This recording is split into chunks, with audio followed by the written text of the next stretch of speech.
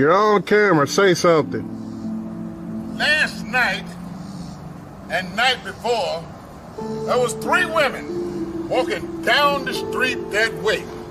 I saw them. I said, hey, you 3 women, why are y'all walking down the street that way? There's nothing down there. And they flew away. I said, oh, them was some birds.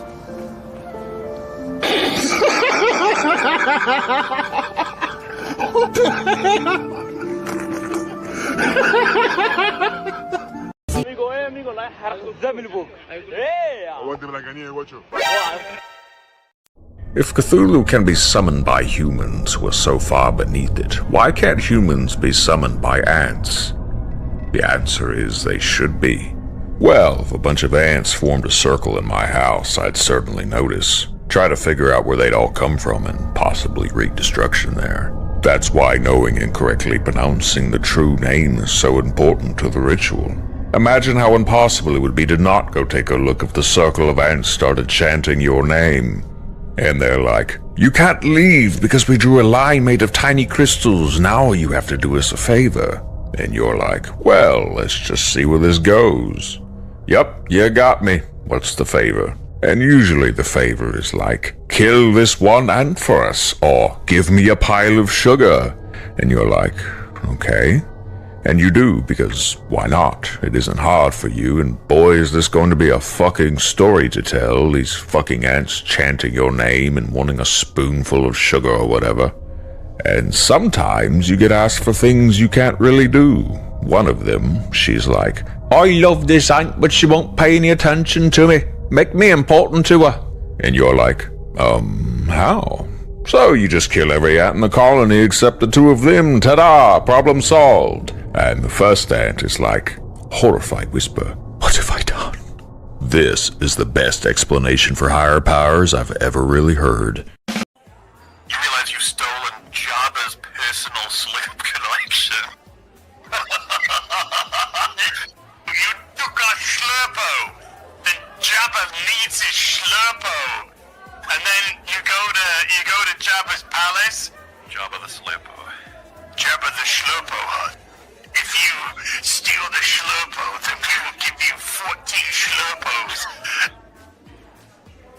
13 Slurpos final offer. Wait, is Slurpo a currency or a person? Ever-decreasing Slurpos. Why is she staring at Han Solo? She's who she wants to be. Please, I'm so close. Why can't I be Han Solo? And not some bland fucking brunette bint.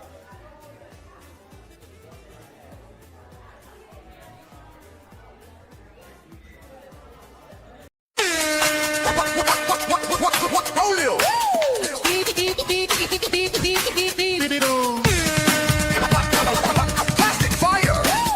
Empty shells and fake attire.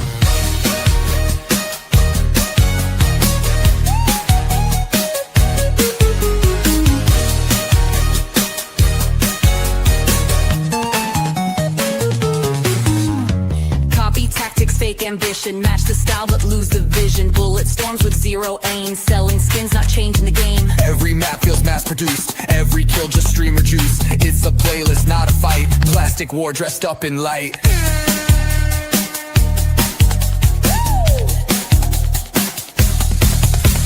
Clones of legends stitched with trend, cash and branding, no real end. Echoes built to feel brand new, but no one plays it past week 2. It's getting old, with a cloth with mold. It's getting old, so left, just the branding sold. Like a script foretold. It's getting old. Could be Trump, yeah, Trump, oh yeah, Trump. Could be Trump, yeah, Trump, oh yeah, Trump. Could be Trump, yeah, Trump, oh yeah, Trump. Could be Trump, yeah, Trump, oh yeah, Trump. Could be Trump, yeah, Trump, oh yeah, Trump. Could be Trump, yeah. Oh yeah, Trump, could be Trump, yeah, Trump, oh yeah, Trump, could be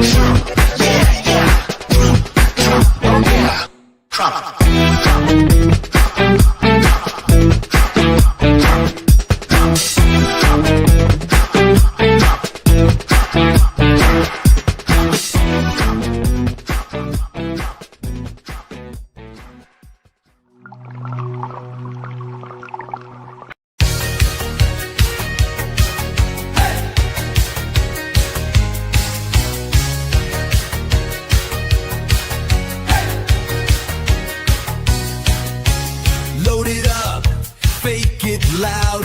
Servers down, can't play now.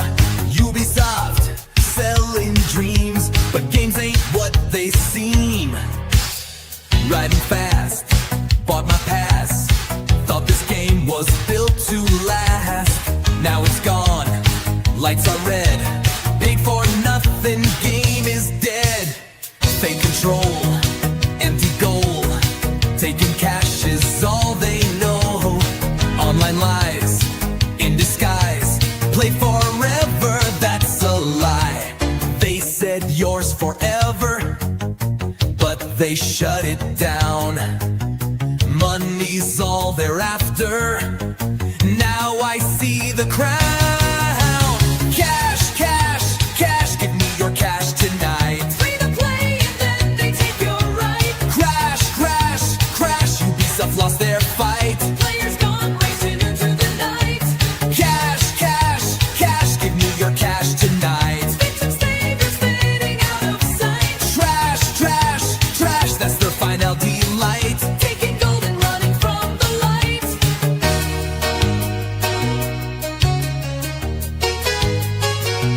Oompa-loompa-doompa-dee-dee. What do you get when you piss off the Japanese? Mess with their history, twist it for fun. Watch as your prophets are now on the run. Temples defaced, the backlash is loud.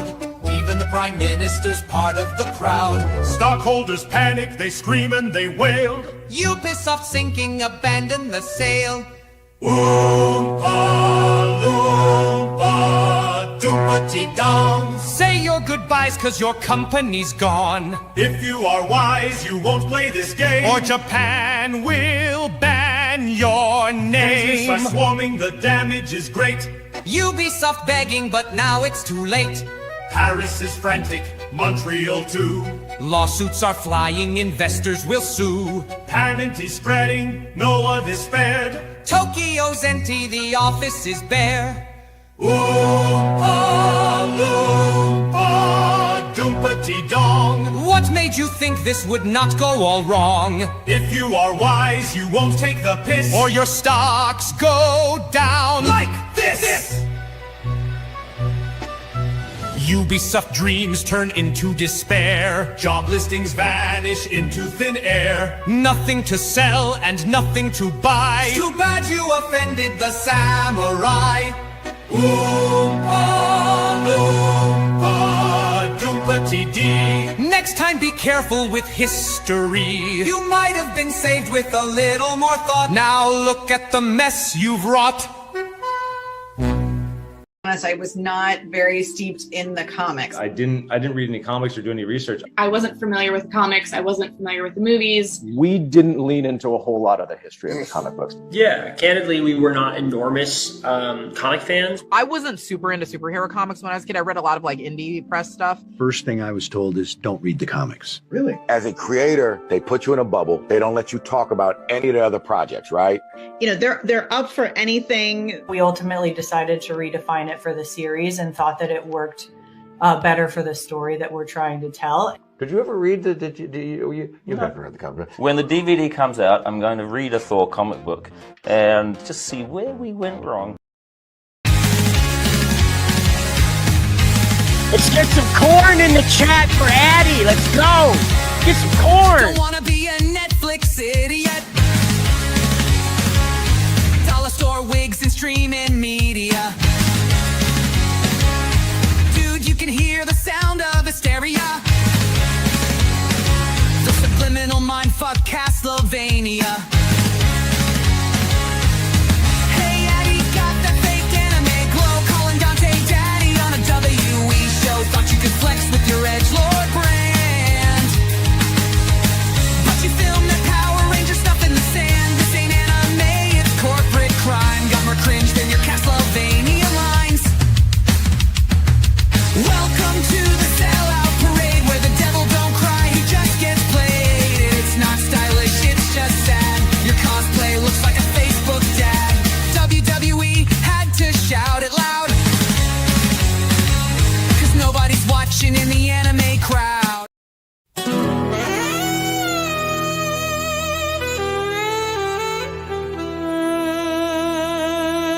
We must run. The Wendigo Yakuza are here.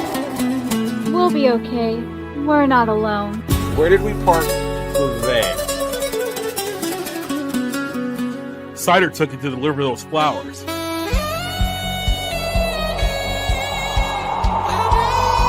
all don't stand a chance. Underneath the moon's cold light, whispers linger in the night. Shadows dance with subtle grace. Secrets hide in every space.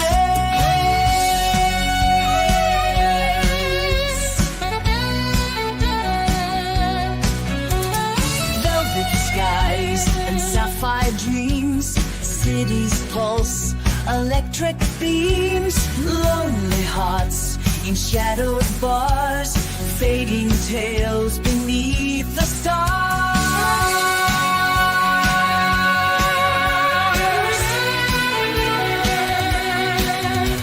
We dance in twilight's tender glow, where time moves soft and slow.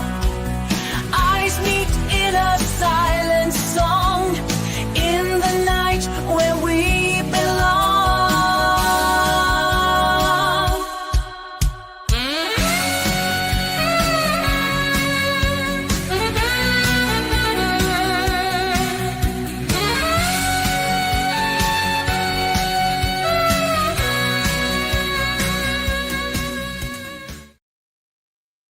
Now, you may have saw over here, because I know where I'm pointing, over here, you may have saw me post this over on the Bounding Into Comics channel. You also have seen me post a different one over on the Bounding Into Comics Twitter account.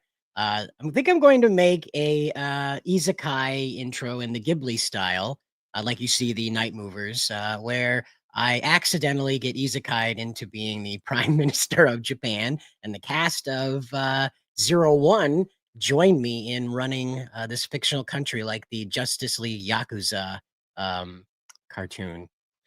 What do you think? You like that, Ms. Nerdigans? Yeah, I think that's going to be fun. Yeah, Especially I thought, since, I'd make... I was going to say, especially since, the Japanese Minister of Education came out and said that, yeah, it's not copyright infringement unless it gets a little too close to the original stuff, or too close to like the source material kind of thing. Yeah, I don't think we're gonna get anywhere near that. But no, I thought it would be kind of fun to do a Ghibli style, kind of kooky fantasy Japan world where like I'm the prime minister, but I'm just me, the hat and the shirt and stuff. But like Spencer's the leader of a time travel army. Jacob's the government-sponsored Digimon wrangler, like he's like the cowboy get up, but he's a Digimon wrangler, That's so perfect for him.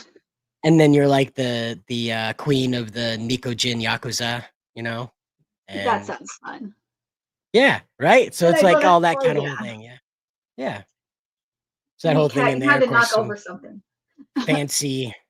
Fantasy sounding music, not the usual 80s style fanfare that I lean into, but maybe something a little more Ghibli-esque that makes your heart flutter a little bit as you watch the startling tale of a man without shins accidentally take over a nation. But I don't know what happened there. Apparently, Cotton Hill and I share a similar fate of a Japan man blasting off my shins. So, there we go. Anyway, speaking of untimely jokes, we have RJ McReady here saying, Season 2 before Season 1 is finished, modern entertainment is going to modern entertainment. He's, of course, referring to the Devil May Cry Season 2 announcement of the anime, of course. Addi Shankar showing his appreciation for Asmongold. I am still really beside myself on that one. I don't know about you, Nerdigans, but I am really beside myself on Addi Shankar being an Asmongold fanboy to the point where he fought Netflix to put you got to remember, Addi Shankar didn't just make this anime by himself. There was a voice actor, animators, character designers, editors, producers.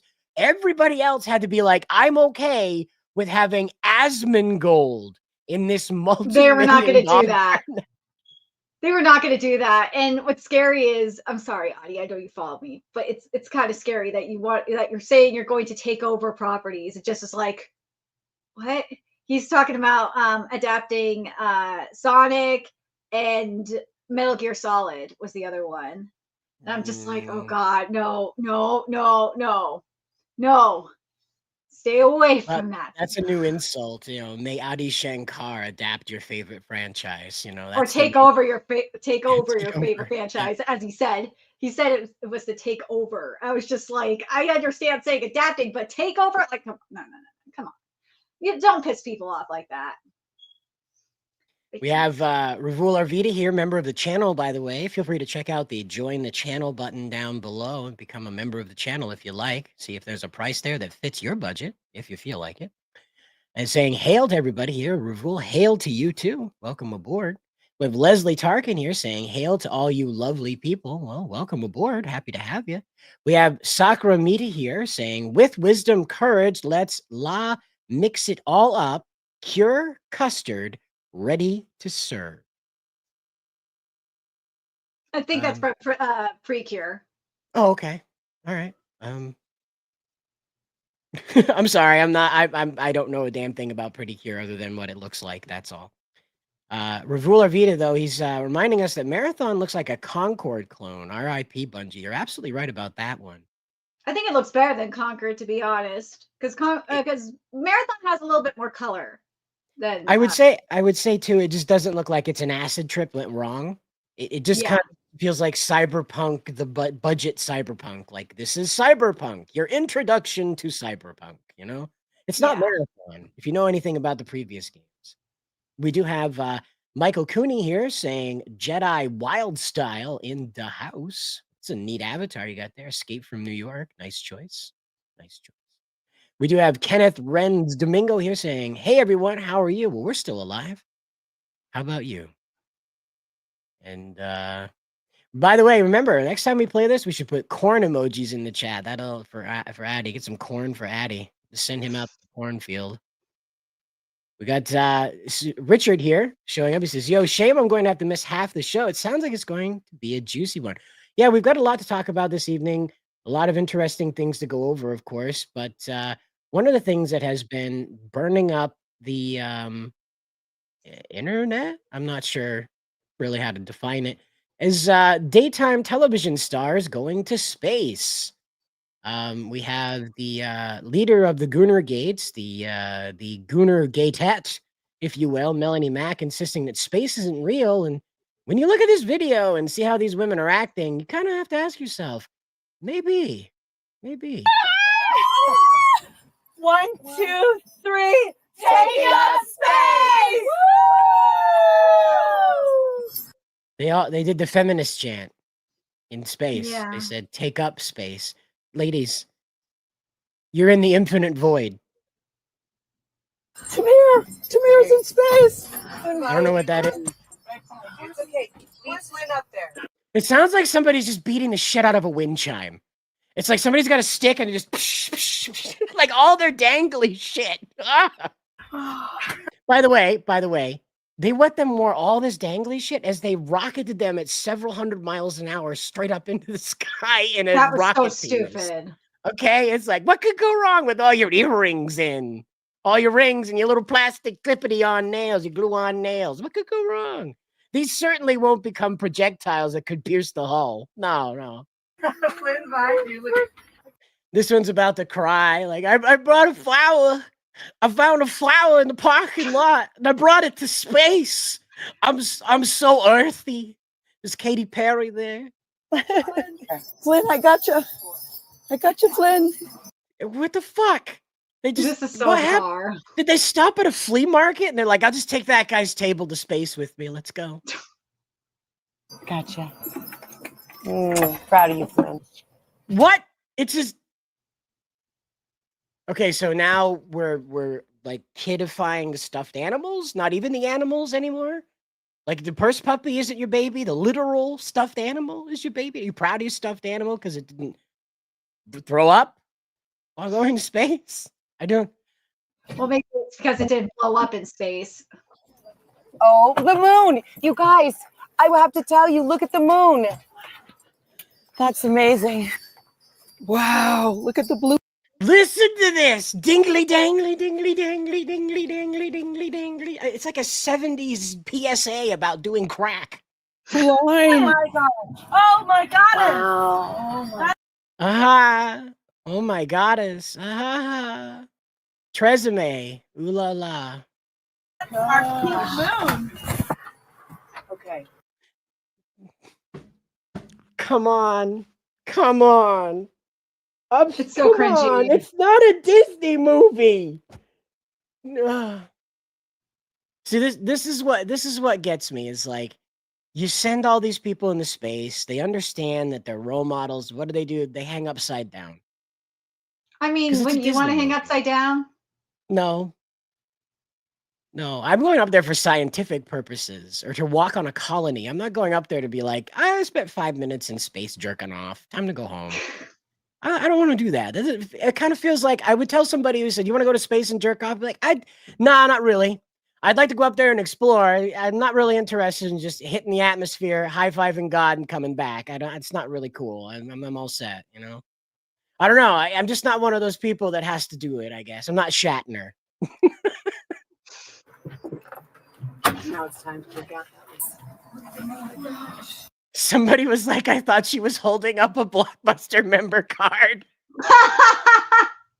It totally does look like one, huh? Is that in the replies here? Someone. Oh yeah, this was great. This right here. Bob Crib. Katy Perry is launching into space. Katy Perry is in space. Katy Perry has returned from space. Oh, it says 10 minutes, 8 minutes, 4 minutes. So crazy. Where did the one? There it is. This is.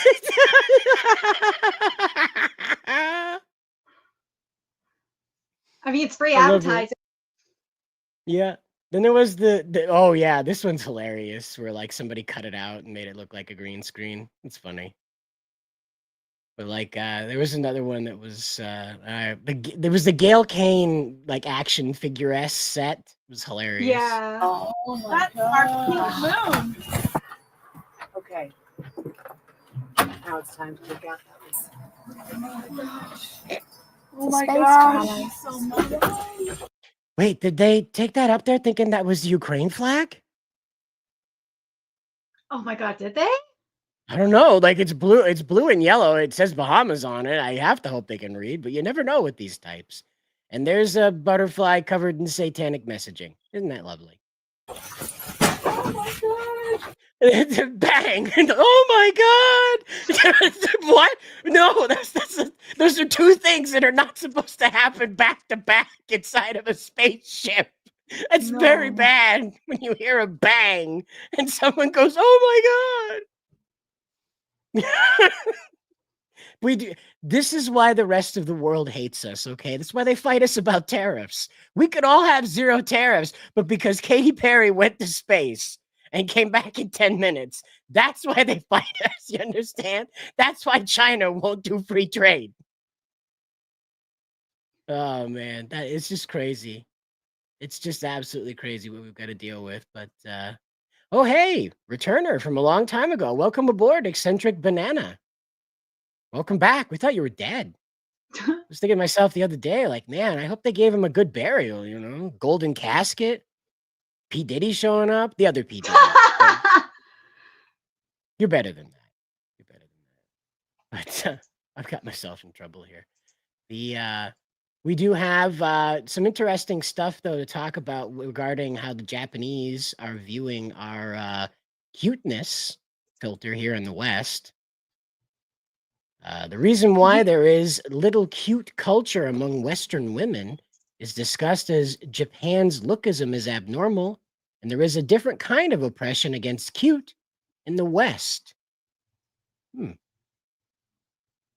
yeah, the moment I saw that, I was like, yeah, I put it up on Twitter, but yeah, I knew we had to discuss this because I thought it was very fascinating, especially since Shira is brought up in this conversation too. Oh yeah, who?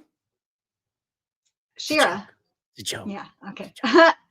So this person says, I was watching a video of the streets in London and there were no women who could possibly be considered cute. Whoa. They were There was blunt. there was no attempt to look cute. Jeez. I was surprised at how little difference there was between the appearance of men and women. Oh my god. I wondered if the lookism in Japan and Korea was abnormal. And here's someone with a German flag replying with, it's sad. In the past, magazines were full of statements like appearance is a reflection of the inner self and beautiful people have good personalities. So I was always desperately looking in the mirror to see if I was ugly. I internalized that value system and made fun of people I thought were ugly. And I was able to detox from that poison after coming to Germany. So there's there it is. That's why. Mm-hmm. Lookism is also strong in the Middle East. I think I think the more the status difference between men and women in a society, the more people are conscious of appearance as a power to survive in that society, and women themselves internalize that value, which makes lookism worse. This person says, I see. I agree with the more gender-based. I agree that the more gender-based society, the more importance is placed on appearance. It just makes me feel like society is so immature. This is a bunch of feminists barking at each other here. But there's a good one about later on in the thread of someone was talking about Americans in Japan. Mm-hmm. I'm sorry. I'm just trying the British stuff too. Well, there's the British stuff too, which I thought was very fascinating.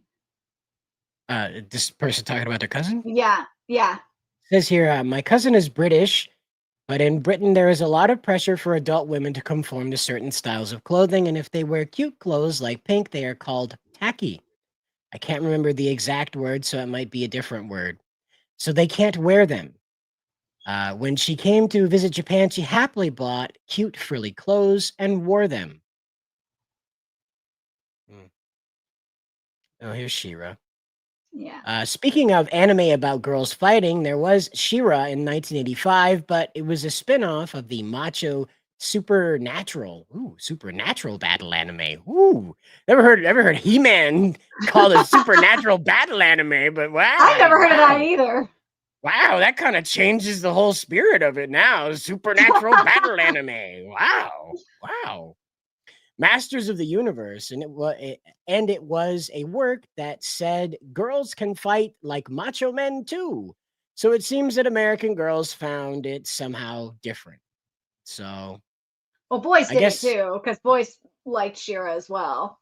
Well, we liked her for different reasons, but yeah, we respected She-Ra's abilities, but there was a different reason why we were watching Sailor Moon as well. You know that. Yeah.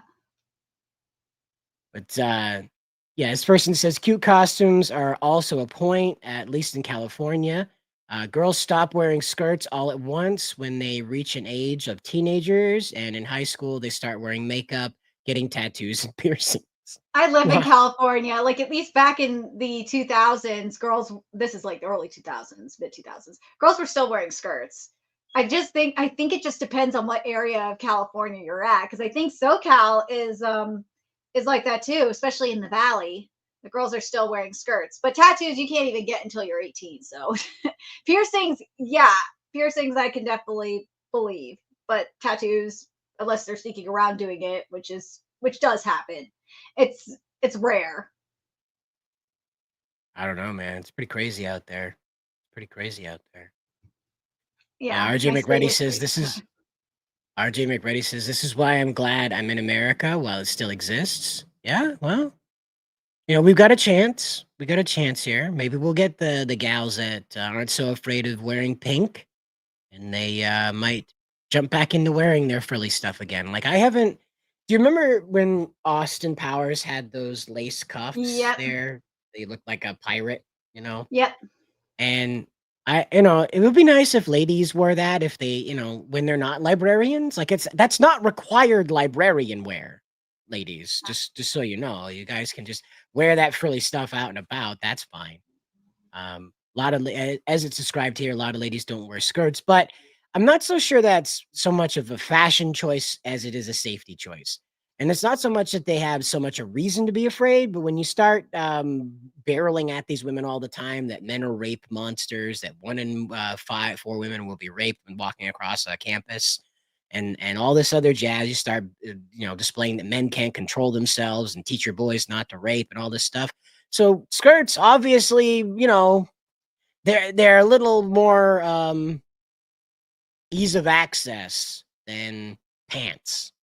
So I argue that if you start telling women generationally that they will be harmed sexually, they're going to take steps eventually to countermeasures, to counter Well, that. there's also the fact that like girls just like rebelling. So back in the 60s and 70s, it was wearing pants, and now, at least again when I was going to high school in the 2000s, it was definitely wearing skirts, whether it be like a cute girly skirt or like a more punk goth kind of skirt.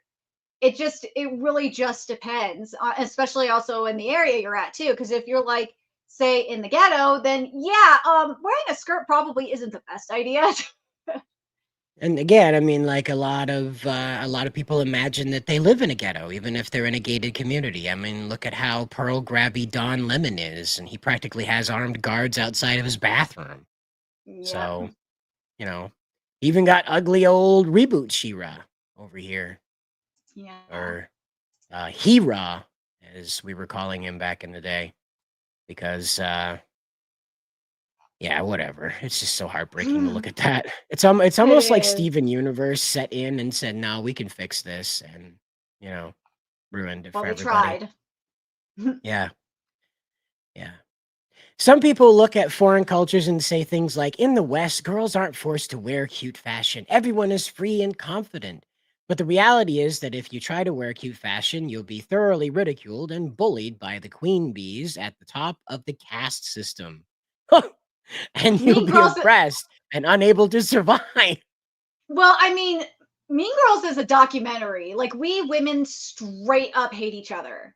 We do. And if another girl looks cuter than them and they feel threatened, they will do the worst to you. They're not physically fight you, mind you. We're talking about like more so cyberbullying. Well, yeah, that the women are vicious. Don't get me wrong on that one. But I just want to point out that when they do that, it is out of the insecurity that one's going to get more attention than them. Yep. And my father had a saying about this because my first fiance lived with us. We were all in one house together. And my father had a saying, and he said, 2 women can't live under the same house, under the same roof. And he was right. My mother and my fiance fought like cats, just constantly at each other. Anything the other one did, and I got it from both ends. My mother would complain to me about my fiance, and then my fiance would complain to me about all the time.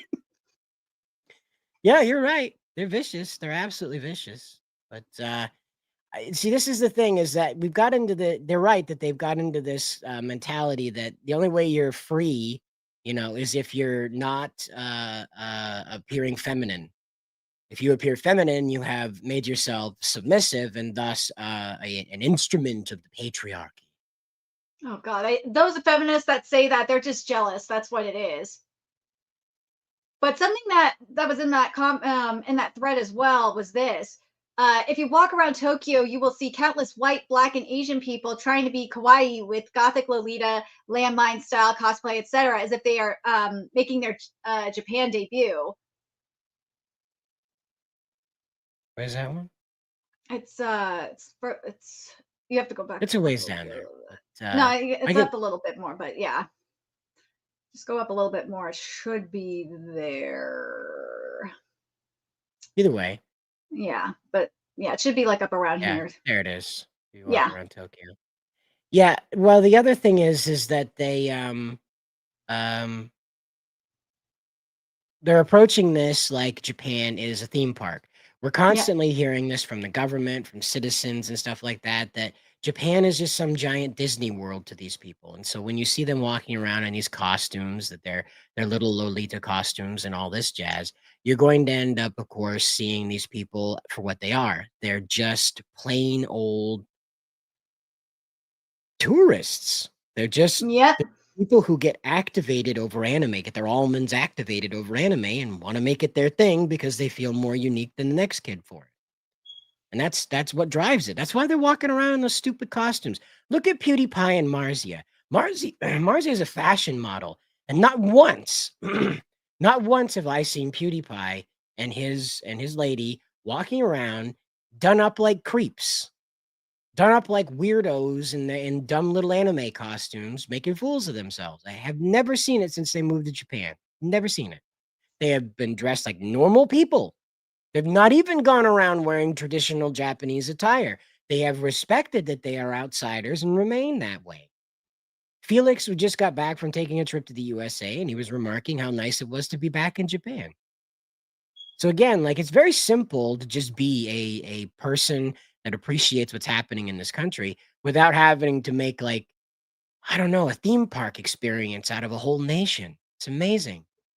But yeah, I understand about wanting to like absorb the culture and be a part of the counterculture, because that's what it is.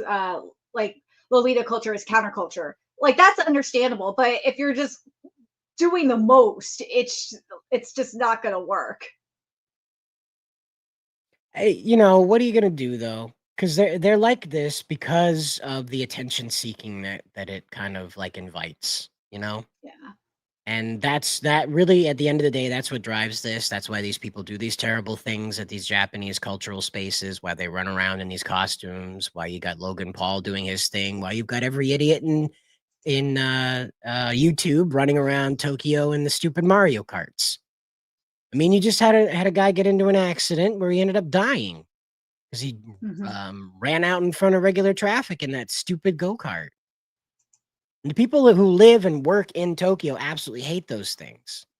So it's just one of those things where you can always tell who's actually genuine about this stuff and who's just sort of doing it for attention, because these people are mild-mannered.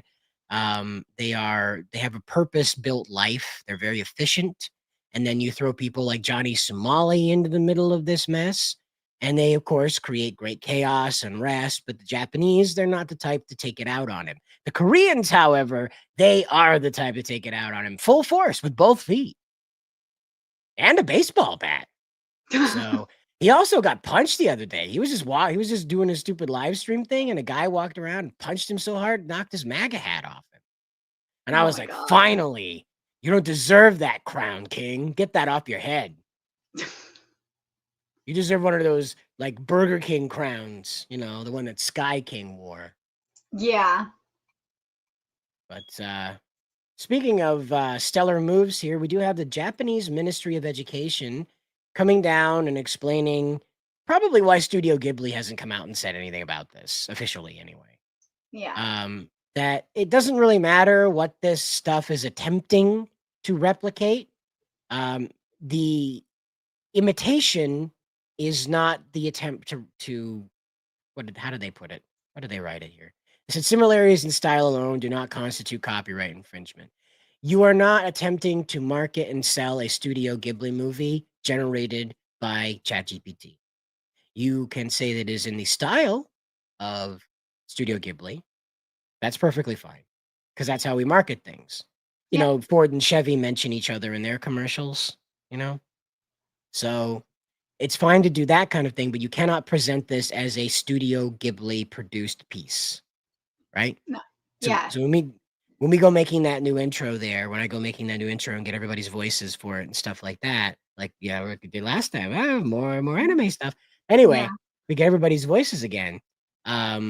We are not going to market that as a Studio Ghibli production. It will be a Studio Ghibli style, certainly, inspired, certainly, but not Studio Ghibli. And that's what the Japanese Education Ministry has come out and really clarified about this is, you know, as far as like people trying to beg Studio Ghibli to get in on this, trying to get Miyazaki to raise heavenly hell about it. Nope, it's not going to happen. Even old man Miyazaki concedes that this isn't, as much as it pisses him off, I'm sure he's grinding his teeth if he hasn't like totally ignored it in his Faraday cage house, you know, no signal in, no signal out. You know, it's just going to prove his point that it was all a mistake. You know, the guy hates anime to begin with. He's like, finally, a machine can ruin it for the world. You know, the anime will die. I will live to see it die. You know, you could just see him. You could just see him out in the flower garden shaking his fists at the heavens. You know. Well, he's already shaking the fist his fist at the heavens over his son being a failure. So might as well. There was no way that kid could have ever done anything. No, Miyazaki hates his own work. That's true. You know, he hates his own stuff. He's the first guy to call it shit. So it's not, and he uses that word, you know? He's the one who calls his work shit. He's the one who calls everybody else's work shit. Him and Tomino have had like a pissing match since the Cold War ended over this. It is very much telling that Mr. Miyazaki has not come out and said, fuck you, give me my art style back. Because again, this is how the Japanese work. They're not sensationalists like we are in the West, where we'll go out and just say things for the halibut of it, you know? Mm-hmm. And at the end of the day, here it is with the Japanese education ministry saying, go on out and have all the fun you like making these things. Go on out and make these potentially offensive posters. We had people reply to the post on the YouTube account. They were asking, what's the meaning of this? Then there were people that legitimately replied to it with like the political grievances of what's going on in Japan. And I was like, I can't, I'm not really the prime minister of Japan, guys. I can't. Perhaps you'd like to register these with someone who's actually somewhere in the country that can do that. The thing that makes me the most sad is I can't get ChatGPT to replicate this robot. It's so cool. I really like this robot, and I can't get ChatGPT to replicate it. It did it once, and it'll never do it again. It makes me sad. It's like it's got like the almost Chinese warrior, but still Japanese warrior, like very, very early Japanese warrior look to it. But then also it comes down into like the knight body with like the knight diaper. I don't know what you called that. The knight pantaloons, armored pantaloons. And then of course like the Tetsujin kind of rounded fingers there with all the bubbly joints, you know, from the ye olde robots. I don't know. I was really disappointed that I couldn't get it to replicate it because I wanted to be able to use that in the intro, but it'll have to be a different robot that I can get it to consistently generate. It's just how it goes, guys. If we want to officially animate it, it'll take months. And by then the joke will have passed and my interest in making it will have long been dead. So might as well use ChatGPT, take a weekend, make it like nice and spiffy and call it a day. So I'm sorry. I'm just one of those guys that uses this stuff to entertain. That's what I do. I'm not trying to turn it into an art style. I'm not trying to legitimize it as a way to like make money. I just have funny ideas and the AI can help me bring it to life. That's it. Well, you're not calling yourself an AI artist like certain people.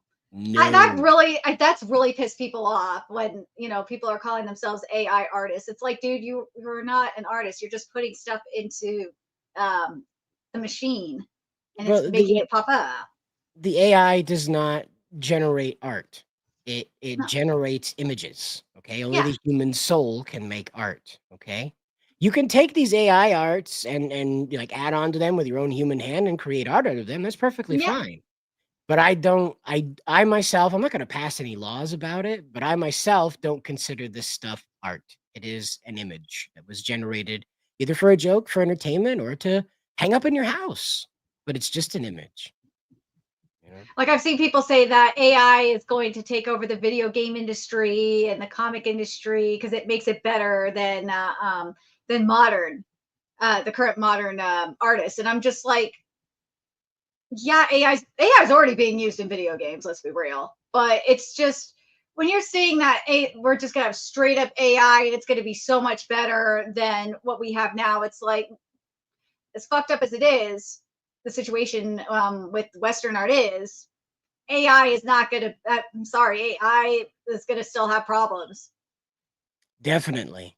But thankfully, we don't have to worry about that when it comes to the miracle of Steel Ball Run. Yes. That's right. I'm so excited Finally. for Steel Ball Run. Yep, same. I found out about Steel Ball Run through Samuel Kim's music, inspired by the manga. So he was so inspired, he made up music for it. I can't play it, but it is so awesome. It is so great. Gyro Zippinelli's theme song that he made is so good for this, and I am absolutely excited to see how it turns out. If you don't, from what I saw from the character designs, though, before you continue, it looks like there's going to be less detailing.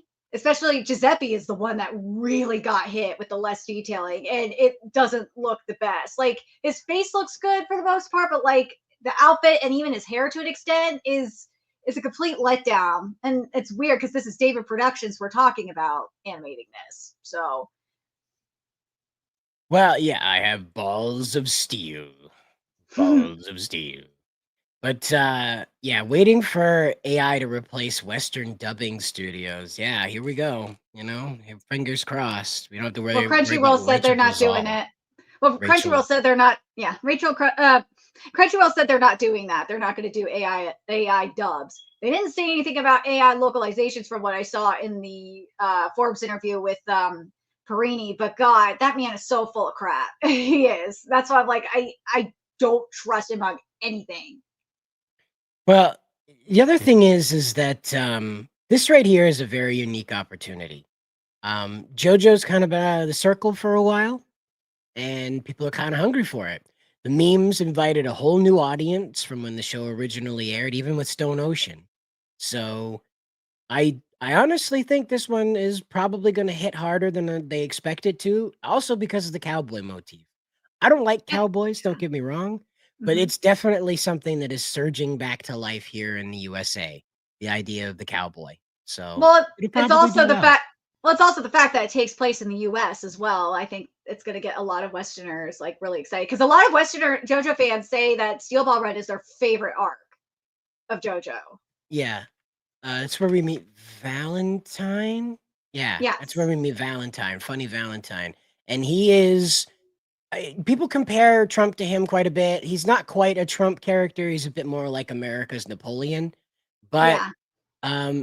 people are going to compare him to Trump, and you kind of want that because the guy literally has like the American flag like scarified into his torso. He's doing all of this to gain power to make America the greatest nation on earth. That's the whole reason he's involved in the competition of the stands. I don't know what it's called, the competition of the stands. And so that's what he's doing, fighting all these guys, getting involved with this, and going up against oh golly, who Joey Joestar, is that who we're up to? Yeah, it's Joey Joestar. Yeah, I believe. so he's yeah. I could be completely wrong. I could be completely wrong. It's been a long time since I read Steel Ball, so.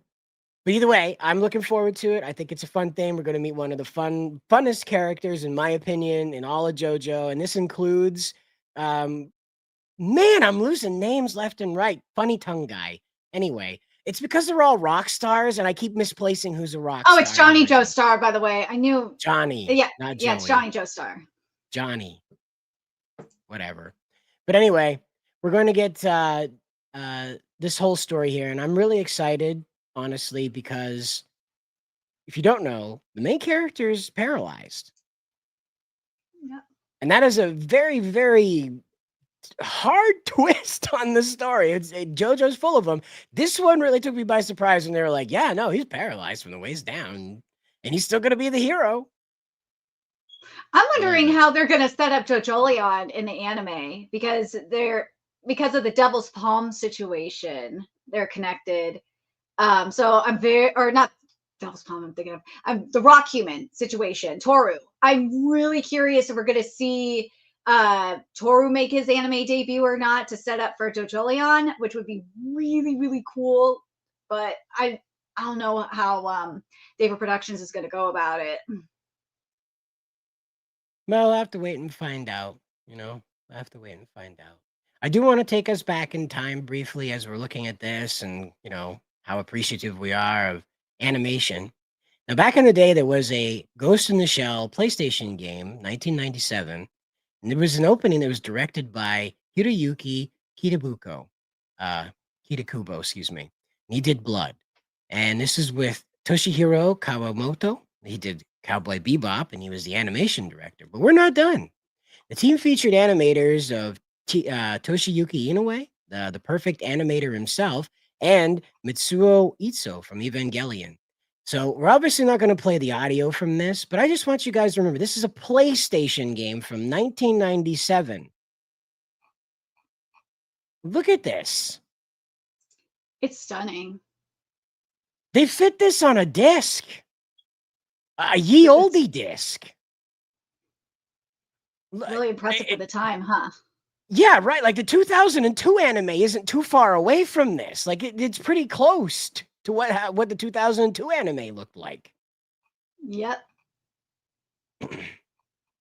And it pisses me off so much when I see Gundam doing this 3D animated machine thing.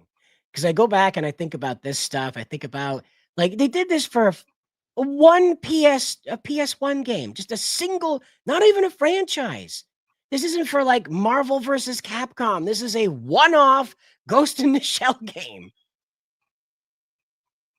Look at this. It absolutely is nuts. Just as an opening sequence, too, by the way. This isn't gameplay. This isn't really anything to pertain to the plot. This is just showing you, wow, we can do all of this. Because this is just a showdown between the spider tanks. That's all it is.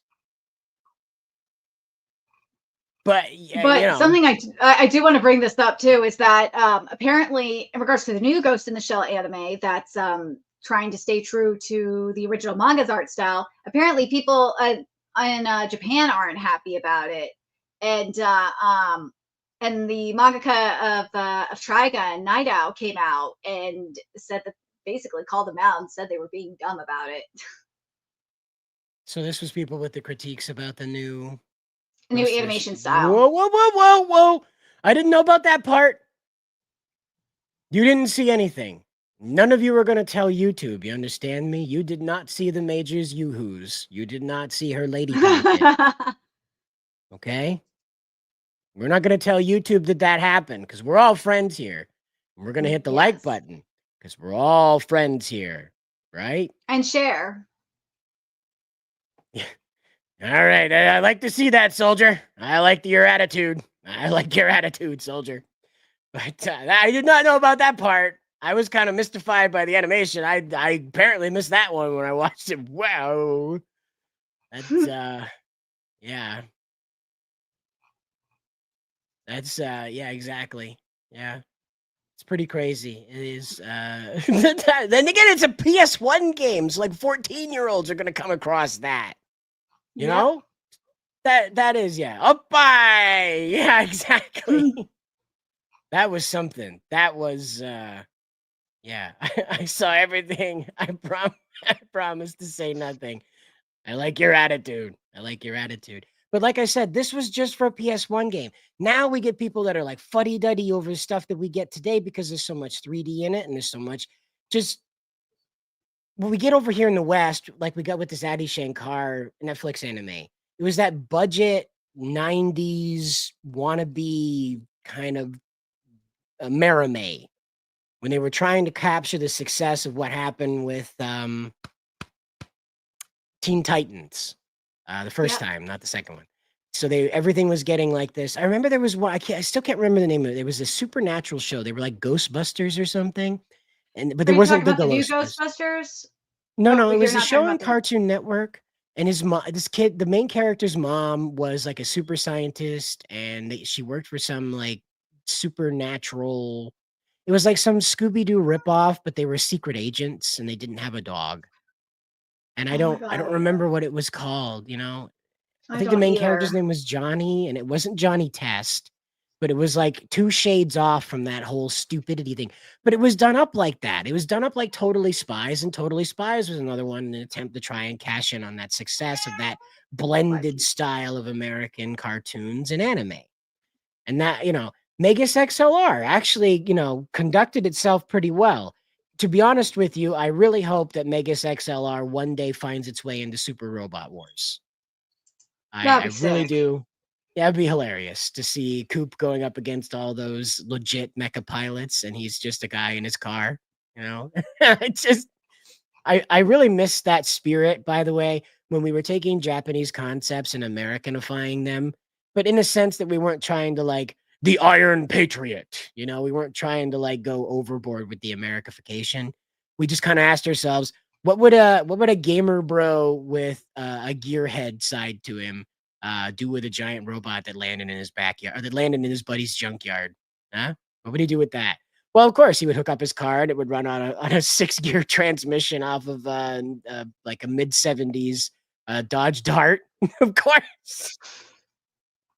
And somehow it always wins. My favorite one is he's got that sequence. We can't play it here. I've tried it before. It auto kills your channel. Cartoon Network doesn't show this stuff anymore, but they will auto kill the stream if you play any part of Megas XLR with audio. Okay? So he's doing all the flippity switches. That's like missiles, more missiles. All the missiles is like that big button, and he just slaps him with his forehead. I just Oh my god. You have cheat codes for your giant robot. You have the cheat code input controller. Oh man. That's wild. The Other Siders, maybe that's what it was. It was a really cheaply done Cartoon Network cash grab. Excuse me, I almost puked talking about it. Cash grab. That yeah. It was really shameless, and that's why it sticks out in my head more than anything else. You know, I'm sure there were a ton of others just like it, but just really annoying. Really annoying. Jody Schaefer and George Krizik? Barely remember it? Okay.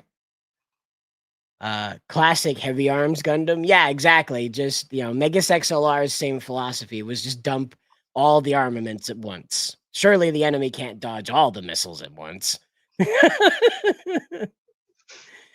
You know, I don't remember. I really don't remember if Megas had toys or not. I really don't. I don't remember if there was ever any advertisement with it. Of all the things to make a Gun Plus set of, you know, that would be fun.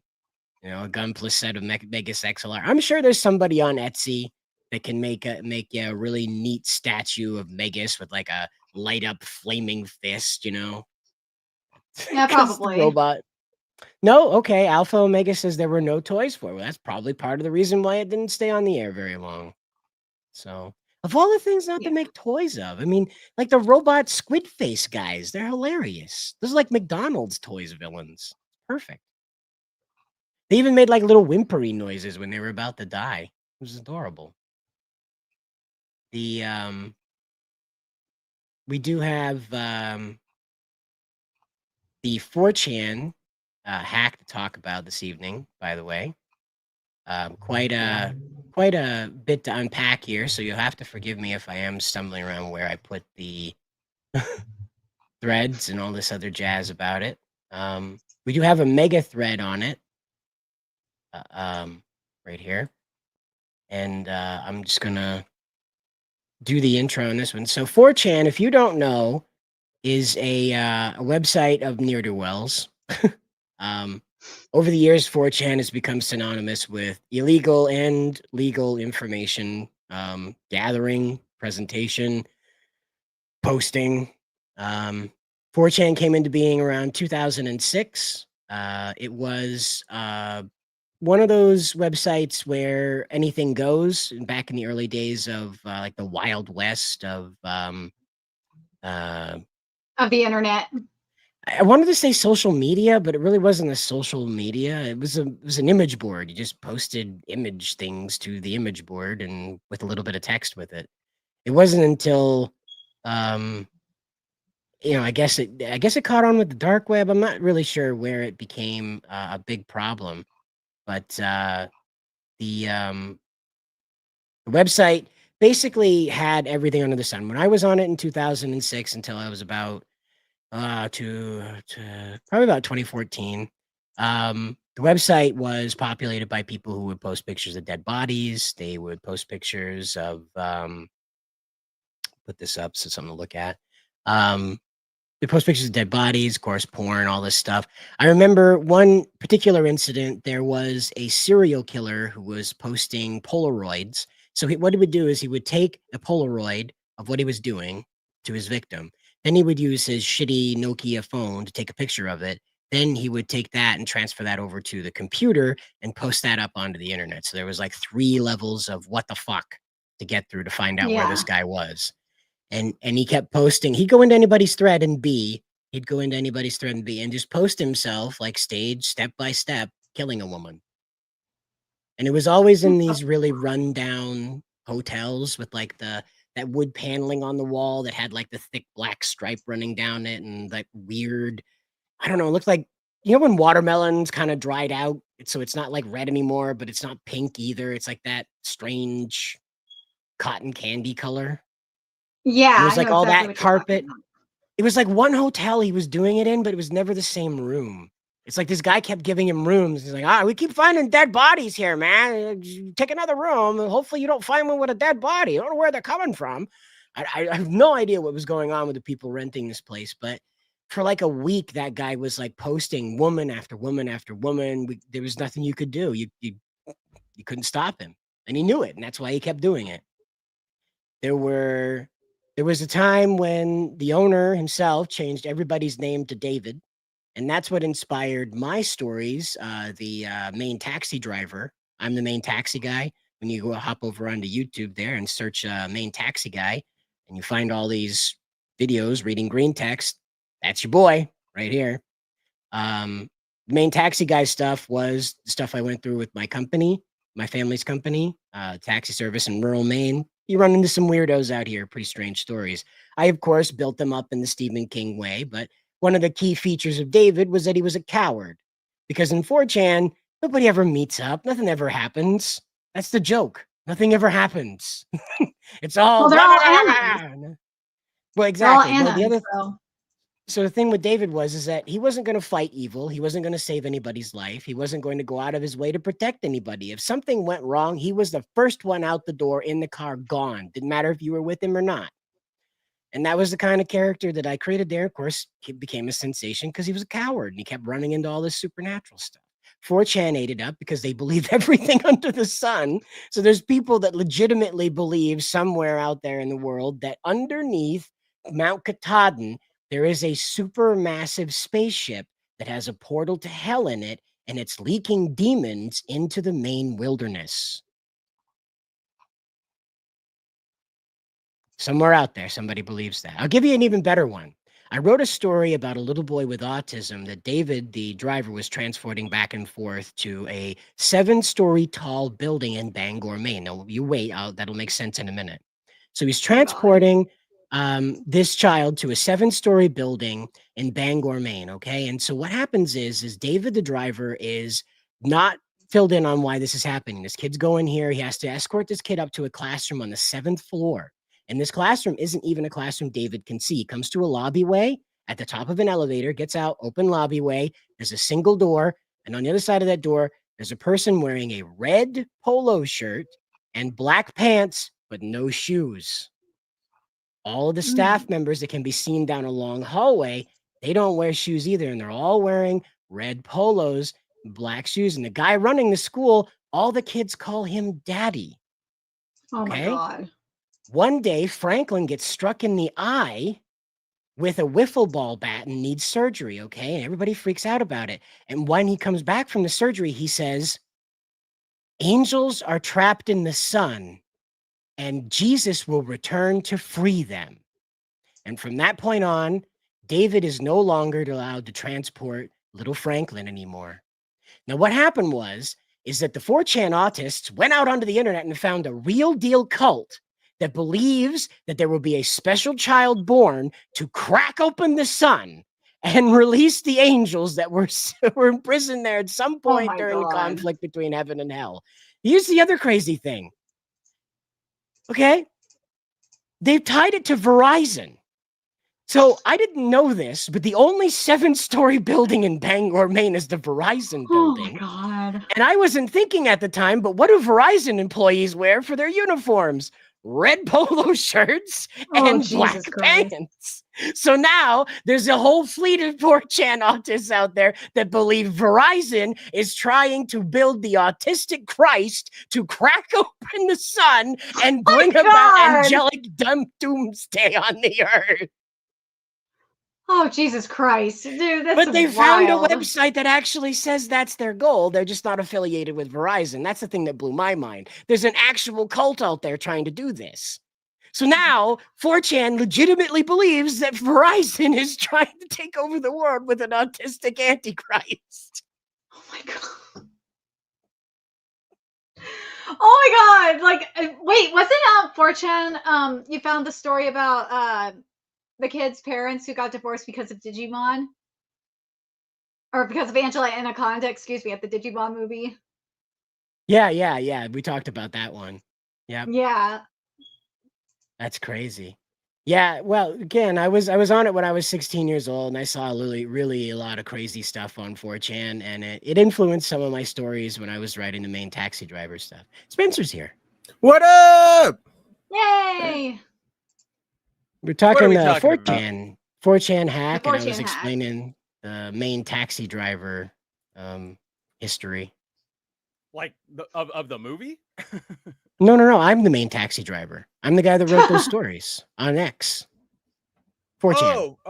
Oh, yes. Okay. No, not the one with Robert De Niro, not the taxi driver. No, the yeah, main no. I taxi had guy. to like Yeah. clink. I had to like realign my brain, but now I follow. Main taxi guy, not Travis. Yeah, David. Not Travis. Maine. Yeah, taxi guy. Yeah, guys. Yeah. So, basically, what happened was, Nerdigans, what was their name? Soyjack? It was Soyjack Party. The same people that hacked GB reviews hacked 4chan. And from what I saw, like via like Kiwi Farms and there was a couple of other Twitter users pointing this out, is that their site was extremely vulnerable to hacking. So it's not surprising. But yeah, the other thing was that, and we'll get to it, is the amount of stuff leaked from there. And I got access to the actual forum for Soyjack Party. I suggest to not post it on here because there's the actual addresses and stuff, like similar to what happened with Chibi Reviews. They posted everything. They posted addresses, names, phone numbers. These people are psycho. Yeah, they're a different breed of cat over there. That's for sure. But what we can see here is Pirate Nation was posting some of this stuff earlier about the leaks. And they apparently had like whole regions of the world marked as bot countries. Take a look right here. So wouldn't you know, this kind of fits what the CIA might define as adversarial or contested zones. And wouldn't you know, the janitors, the old Jannies of 4chan have said, this is where all the bot traffic comes from. little suspicious. Okay, so I'm gonna just throw my hat in here, like to set my ground thing. I don't think I know that there are rumors that like this was a Fed honeypot. This was a .gov thing made. It wasn't. So here's the thing, guys. 4chan has been around since like 2006, right? It is a very, very old website.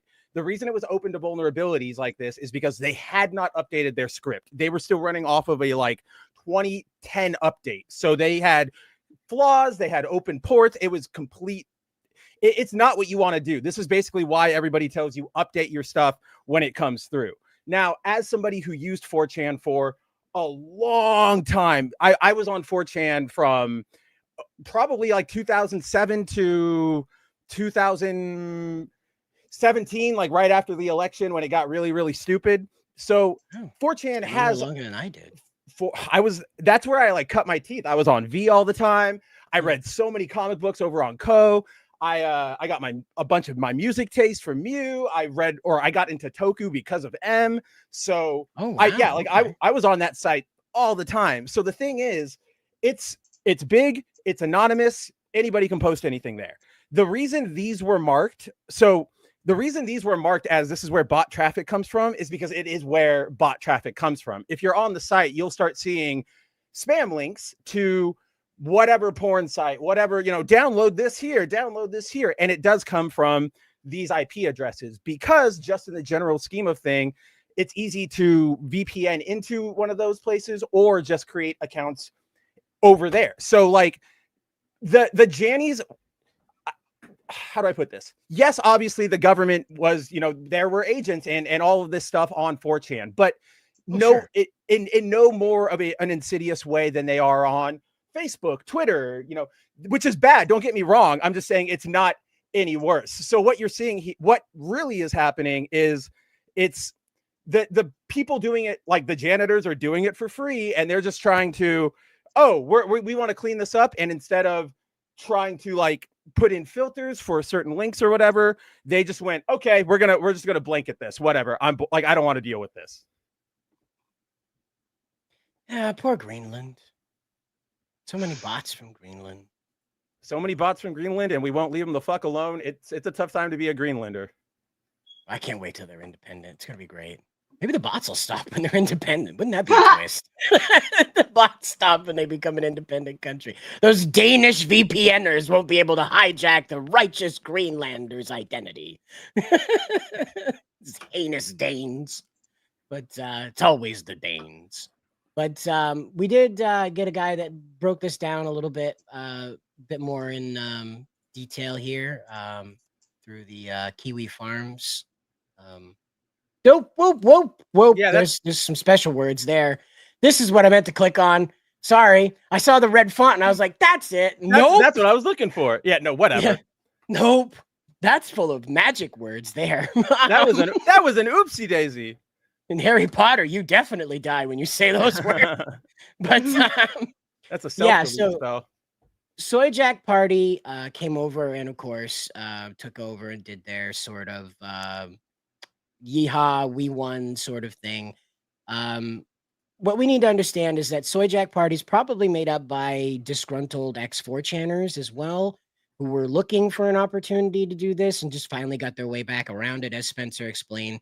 It's not a secret that this stuff was vulnerable. The case I was making is that it just seemed oddly suspicious. That's all. And I'm one of those guys that's like, 4chan's a place that Moot got replaced. We got a new guy. He's a bit, and so every now and then my brain goes, So either way, Soyjack is probably full of people that didn't like how 4chan its atmosphere had changed. Let's put it that way. Its atmosphere had changed since the first Trump election. And so with all the bot activity, with all the interference of course, OnlyFans models suspiciously trying to advertise that wasn't really a 4chan thing. You would get an occasional, but those were bots, right? The change in 4chan was really once the 2016 election happened. I'm sorry to everybody. This is just the fact. The virulent racism, the virulent bigotry that just started leaking out of Poll onto every board, right? So we used to have Poll, which was just where all the stupid political brained shitheads could go and jerk each other off. After 2016, they started going into every board. So you'd be on video games and, oh, hey guys, what do you guys think about Final Fantasy VI? Oh, this shit is woke. It's so gay. This is tranny shit. Okay, great. Like, this is not, fuck off. Like, nobody is talking to you about this, right? Like, it just became like just the stupidest shitheads who are like the stupidest anti-woke shitheads took over and just made it completely awful, right? So I stopped using the site. That's why I haven't been on there in years, because I didn't enjoy, let me go read this thread on Spider-Man, and then there's a 400 post sidebar on 4 guys talking about, you're destroying the white race if you support, Spider-Man not being with anybody but Mary Jane, which is like, what are we even talking about here? So yeah, it's been a festering crap hole for a while now, more so than ever before. Poll was a psyop. Did that? I don't know about politically correct. It was like a psyop, man. Whether it was or not, and I definitely believe there. Obviously, I think that there's federal agents. There's probably federal agents talking to us right now in the chat. So there's somebody, they're always everywhere. So yeah, I presume they're there. I don't see it as Poll might. What I see Poll as was the thing that the FBI always does, right? Like, you go onto the internet, you radicalize people, and then you try and entrap them, or you go, oops, they were on our radar, we didn't know anything about that. And that's what I felt like that was, because you have Poll, and Poll is. Yeah, exactly. Poll was basically like, we're going to make a post about how the Jews did 9/11, and whoever responds really passionately about that, we're going to grab their IP address and go say hello, and if they like grenades. Right, exactly. And then we'll give them one. And that's the thing. It's like, yeah, it's definitely it is a psyop. I'm right there with you, but it's not like all a psyop. Like there were Oh yeah, no, genuine it wasn't people built in to there. be. Yeah. Like Moot Yeah, was yeah, yeah, yeah, yeah. legitimately a recluse, like legitimately a guy that was like, how can I create the most chaos possible? He was an absolutist on what you could say and how you could express yourself, as I was talking about before you came on. There was a week there where we had that serial killer that was posting his Polaroids mid-killing of these women, and nobody could stop him because nobody knew where he was. You couldn't track him down. He was just had that wood paneling behind him, and he suspiciously at same hotel, different room.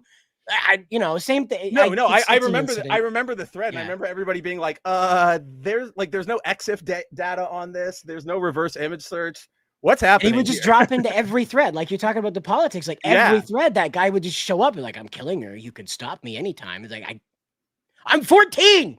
What do you want from me? You know? Right? Like, and that was how this whole thing kind of like 4chan was, is that it was just this sort of like absolute good could happen and absolute evil could happen 2 posts apart from each other, even in reply to each other. Okay. It's like I don't have it up right now, but like the last post before the site went down was there's something wrong. And it's a picture of Jack Black, like looking around, he was doing the GIF and this is what's happening. And then the Minecraft look, right? Yeah. Right. The Minecraft look. And the very last post is chicken jockey. And that was the last post. Boom. It went down. That's one of the things. That's what really, really like gets my heart about like this. So with this hack, I really do think if 4chan survive, like it will survive, but it's never going to be the same. Everything we knew about 4chan is going to change. And I don't mean like policies or whatever, just like site culture is now going to be completely different. And one of the things that's really like gotten me over the years is so many people going like, especially on the left, right? Like, especially in the media going, oh, 4chan is the worst place ever. It does all of the bad things. Every bad thing comes from there. And it's like, when I was like 15, 16, 17, hanging out on there, like we were, do you remember one of my favorite things to come out of 4chan is that Devil May Cry comic where they were making fun of how sort of over the top Dante is, not Addi style, but just sort of really parodying him. And Dante's, he like writes a letter, flips like, and then he like starts like backflipping, jumping through the air, like comboing the letter into a mailbox, and then it eventually like makes its way to Virgil, and the letter goes down. Open it up, you're a faggot, and then right, like it was one of those like classic jokes. And I remember we would all we spent like days making edits of it, right? Like here's Link and Ganon, here's Pikachu and Ash, and like that place was a good, like it was a good site as long as you knew what you were doing. Like Cider said, because what we were looking at with 4chan is like the last bastion of the Wild West, right? Or the internet Wild West, if you will. You didn't need to register. You could post whatever you wanted within reason, like short of like actual like child exploitation material. You could basically post anything you wanted, whether it was written, whether it was an image. It was kind of free game. And with that going down, like it's sad. We have, every place is going to be sanitized now. Every place is, monetization over everything. So you get a lot of disingenuous bull crap. It really is sad, because that 4chan style of internet is the internet I grew up on. That's the internet, and we all did. And that's the one, at least I can speak for like me and Cider. I don't know about you nerdigans, but like, that's the internet we loved, where you could go, oh, I'm scrolling. Oh my gosh. It's probably not healthy. Like it's probably not good for society, but you go and you're scrolling, you go, oh my gosh, that guy just, got his leg blown off. And then the next post, it's like how to get into reading, Batman or something. And it's just, it's a sad time. It's a very sad time. It is. Everything is getting, as you said, very sanitized. Even Twitter is somewhat getting sanitized. It's slower than it used to be. I wouldn't say so. With Twitter, I wouldn't say sanitized in the normal sense, but I would, yeah, like Twitter's not sanitized per se. It's more like they shift certain like content into our feeds, right? All social media sites do this, but with the algorithm changes that Elon made to Twitter when he took over, and this isn't an Elon thing, this is just the functionality thing, like with the incentive to post, like getting paid out, and then the boosted viewability when you have like a blue check mark, and then if you interact with other accounts or like all of that algorithm stuff, it pushes just like the lowest engagement, the lowest tier crap into your feed, right, guys? Yep. I'm not a fan of him, but and I don't know what his angle was when he said this, but very rare shout out to Matt Walsh over there at the Daily Wire. He made a tweet the other day where he was like, monetization ruined this site. Now everybody just posts like the lowest engagement thing, the easiest engagement thing. And, you know, I remember just before, let's say, you know, 4 years ago using Twitter, I could go on Twitter and I would see a big flurry of different, like, here's an artist, here's there's my friend, there's an artist, here's a band, you know, that I didn't follow, but I did like, and it got into my sphere. Like, it kind of worked normally. Now you just get all of the, like, the bots, right? The ones who were like the Indian bots who reply to, wow, this is amazing. Wow, so cool. Wow, so great. Or you see how many accounts out there, guys, that we used to follow. Like, I know, people, various groups posting L's or, do W's or whatever. All of those sites have been bought by the most generic, like, I'm just going to repost a video of a tiger. And everybody's going to be, ooh, amazed. And I get 4 million views. And that's what is like pushed up to the top. Right. So it's not sanitization per se. It's more like it's not a natural flow to the internet anymore is probably the best way I would want to put it. Well, especially since like because of rage bait being like on the forefront, it actually suppresses content. Yes. And it suppresses, like, including mine, which I mean is talking about censorship. So it's kind of ironic, isn't it? It is very ironic. And that's, to your point, Nerdigans, like, so I have a Blue Sky account. Obviously, I had to get, like, just to, like, reserve the name so that nobody else steals it. Everybody, if you have an online ID, always do that. Even if you really don't have an intention of using whatever program, if it looks like it's going to be big, grab it, right? We don't want... at the cider hype on Twitter, and it's not our cider, right? It's just it's his main Democrat opposition, MAINE opposition. Think about that. Right? That's what I mean. That it can get bad out there. But so over on Blue Sky, I just follow like artists and like video game news. Like, it's kind of like I detach from all of the culture war, all of the politics, everything, and it's really nice. Like, I can go there and I go, anime waifu, update about, Lollipop Chainsaw. This is great. I don't see any morons going like, doesn't Star Wars suck? Retweet if you hate Kathleen Kennedy. And it's like, all right, yeah, this is really nice. So why I bring that up is like, I just wish there was, I miss that element of control we used to have in the Wild West, right? Even though it was sort of everything was flying at us, and it was on us to, I'm going to engage with that. I want this, that. Now we kind of don't have a choice. We have to engage with it if we want to get through the town. You know what I mean? Yeah, but like the platforms I would say are the most sanitized are like Instagram and Facebook right now. They are super sanitized. No idea about Facebook. I stopped using that one way before I even stopped using 4chan. I stopped using that in like 2010. Like, as soon as I got out of college, I was like, this is stupid. I don't like Facebook. So I have no idea what's going on over there. What is this Instagram censorship? So I ask this because, like, in my mind, with my Instagram and everything, it's like, it's my friends posting photos and like it's what are people posting on Instagram that is getting them like sanitized, I guess. What's funny is this happened a while ago is that they were taking down art that they deem porn, and that includes the classic art too. So classic art is considered porn. It's the same. It's happening on Facebook too. As well, because both of them are the same company. So that's what I mean by that's what I mean more so by sanitization that definitely applies as well. I just wasn't sure, like, are they censoring people like sharing pictures of their breakfast? Like, what's going is like a breakfast of like steak and eggs and potatoes, is that too offensive for Instagram audience? Do they have to I just was trying to get a beat on the content. Those sunny side eggs look like titties. Taking them down. I see them jiggle physics. Although, like, I will say this, Nerdigans, there are very clearly ways to get around these filters. Let me differentiate that. There is either there are either ways to get around this filter that a lot of people use, or certain accounts get very big preferential treatment, because I know I will go to like my I don't really use social media that often. If you guys follow me on Twitter, you'll probably know that. I tweet like maybe once or twice every 2 or 3 weeks because I'm mostly working all the time.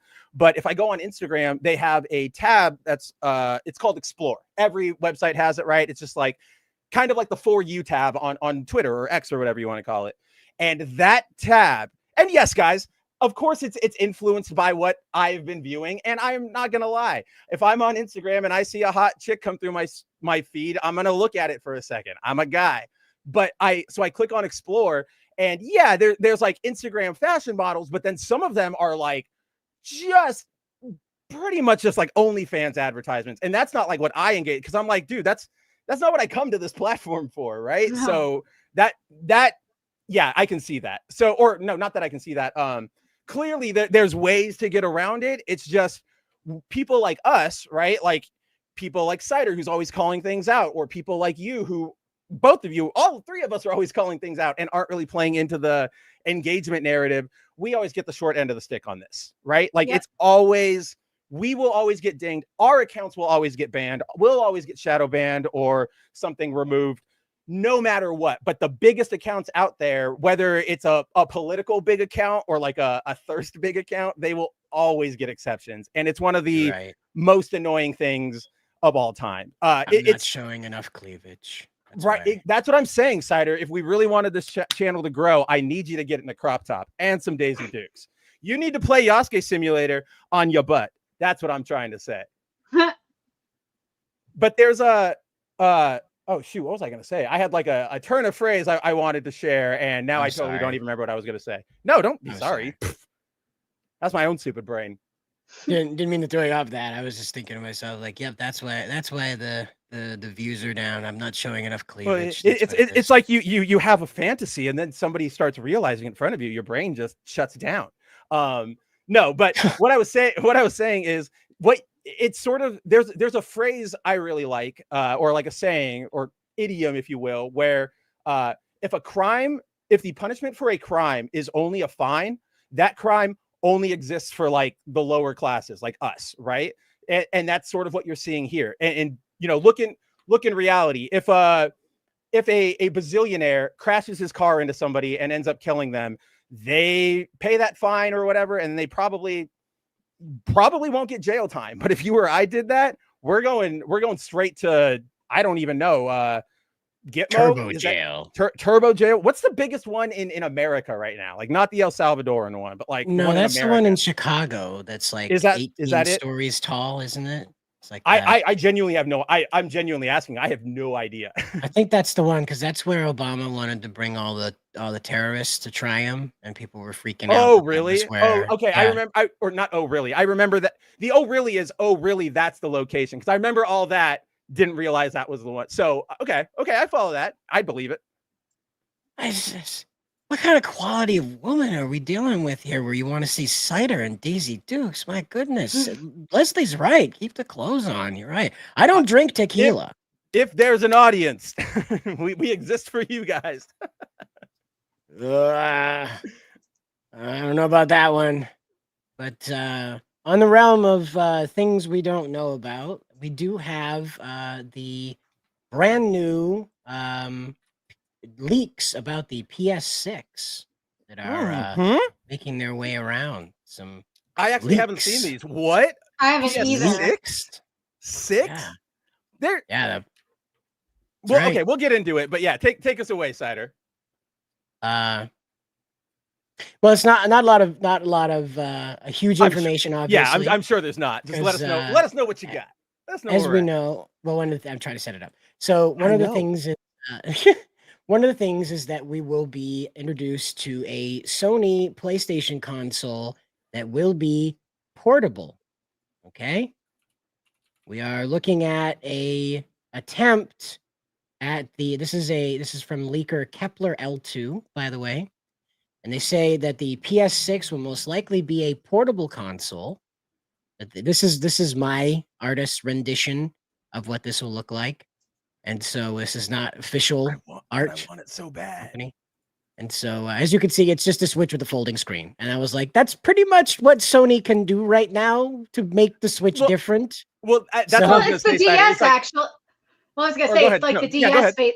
It's like the DS. That's what this is. Yeah. That's what it Yeah. really gives. Is the DS more than anything else. And that's what I was going to ask you too, is like, what realistically, like, not even just Sony, like, what can anybody really do to improve upon a handheld design past this, right? Like, I'm not saying it can't be done. Maybe my brain just isn't tech creative enough, but like, I don't know. Like, so like when people were going, oh, the Switch 2 is just another Switch, but stronger. I was like, yeah, like, what else? What are they supposed to do? We can't hollow project things yet. So I think this is where we hit our limit.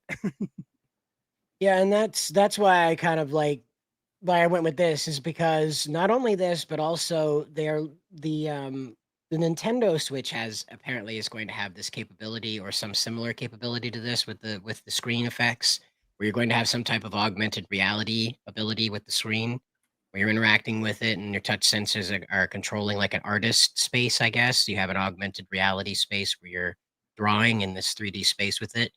So sort of like a VR game, kind of, right? Yeah, like it sounds. yeah. To me, it just sounds like that's like the DS and the Wii Yes. U. Frankly, that's what it is. Yep. And so this is again, this fold out screen is my addition to this. This is not part of the leaks. Yeah. But the console is going to launch this console is going to launch as an addition, by the way, to your PS6 upright.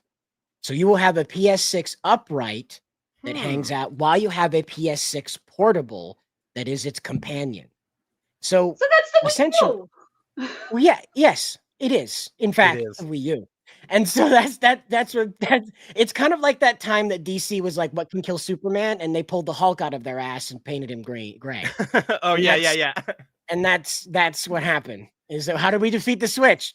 With the Wii U. That's how we defeat the Switch with the Wii U. with a black Wii U. They didn't capitalize on that market. They only went white. We have this. Right. We have the technology. And so this is why I went with this design, because what they're describing, the leaker is describing, is this. It's not a lot of information, so that's what we have to go on, is that it's basically a Steam Deck Switch attempt. It's not clear if the controllers will be detachable. There has been no conversation about whether or not this is an attempt to like kidify the next PlayStation to more lean into that family thing that Nintendo has made their like landmark entertainment name around. Because again, Sony's grasping at straws right now. They just picked up Kadokawa and they lost $400 million on Concord. That is a lot of money out the door. They need win after win after win. For all the focus, like me, Insider, and Nerdigans, and everybody here at Bounding, and everybody in our sphere we've focused on like Assassin's Creed over the past few months. Don't forget, like, Sony is still there. They haven't necessarily gotten better yet, right? Like Cider said, last thing they did was buy Kadokawa. So now we have to see, what do you do now? But they are in a very, very, very struggling spot. So, and again, that's just their video games. We're not even talking about their movies, which are tanking. Probably I'm assuming their like physical technology is probably great, because I don't think anybody in Japan will ever. Maybe Mitsubishi will dethrone Sony in like 50 years, but not anytime soon. So weird. It's so weird. Right. Japan's corporations are so weird. They last forever, and they're just sort of like they do everything like Pokemon, right? Like, or so to what Cider says, yeah, these banking corporations over in Japan are like they're not just banking, they're like a banking core, but then they have a bank, and then like lending services, and then like retail stores, like they own brands and stuff, so they're all over the place. But one thing you see a lot with Japanese corporations is like a very long chain of like, you can probably track the owners of Sony or like the establishment of Sony to like the Meiji era, right? Like these are they keep surviving, and like, just so I think that's what a lot of it is, right? Like they've been in the game, so they just keep being in the game, and they keep being at the top of the game. Sort of like how Nintendo was a trading card company before any of this stuff back in like the 1910s.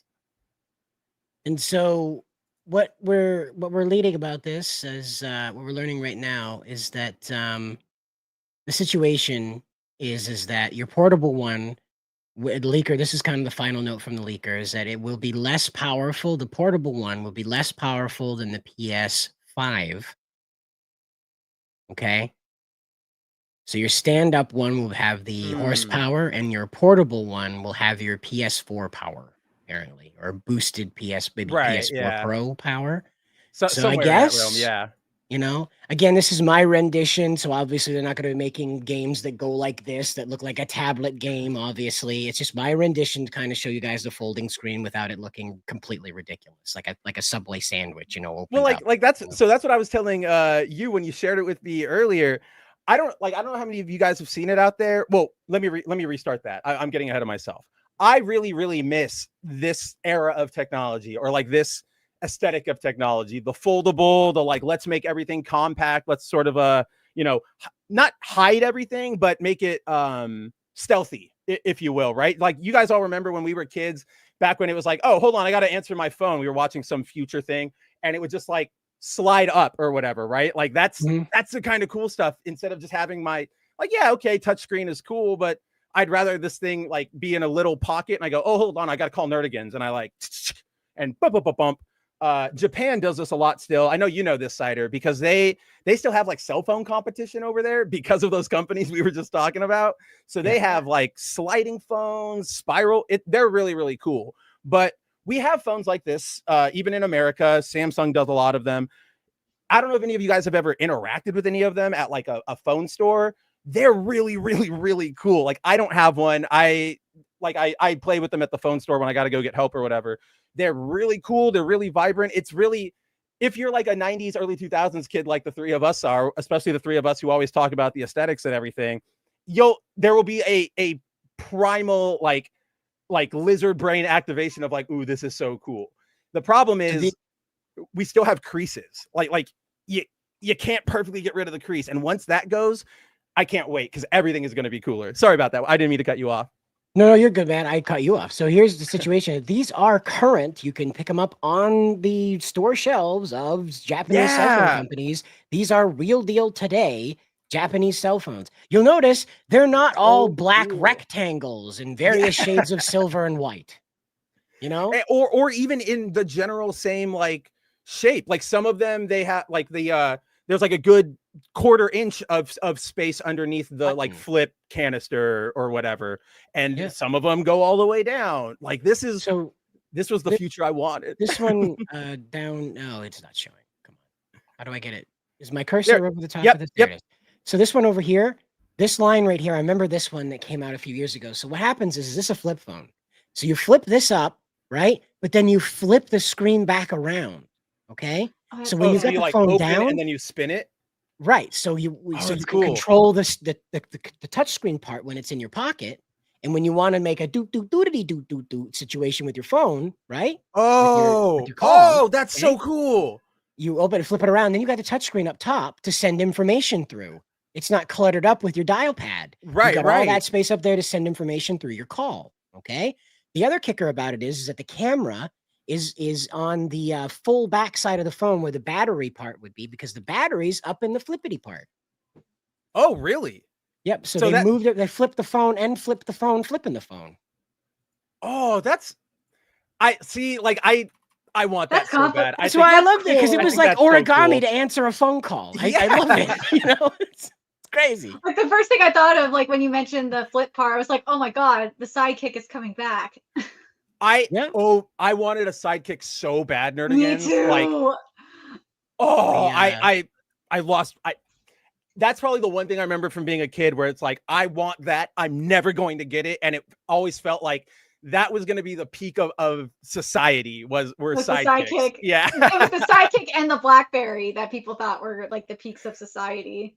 I got a BlackBerry. Like, my mom had one, and she got a new phone, and so she gave it to me, and I was like, oh, this is kind of boring. Like, it's just, they're not cool, like, which is an unfortunate thing, right? You got to have a cool aesthetic to it.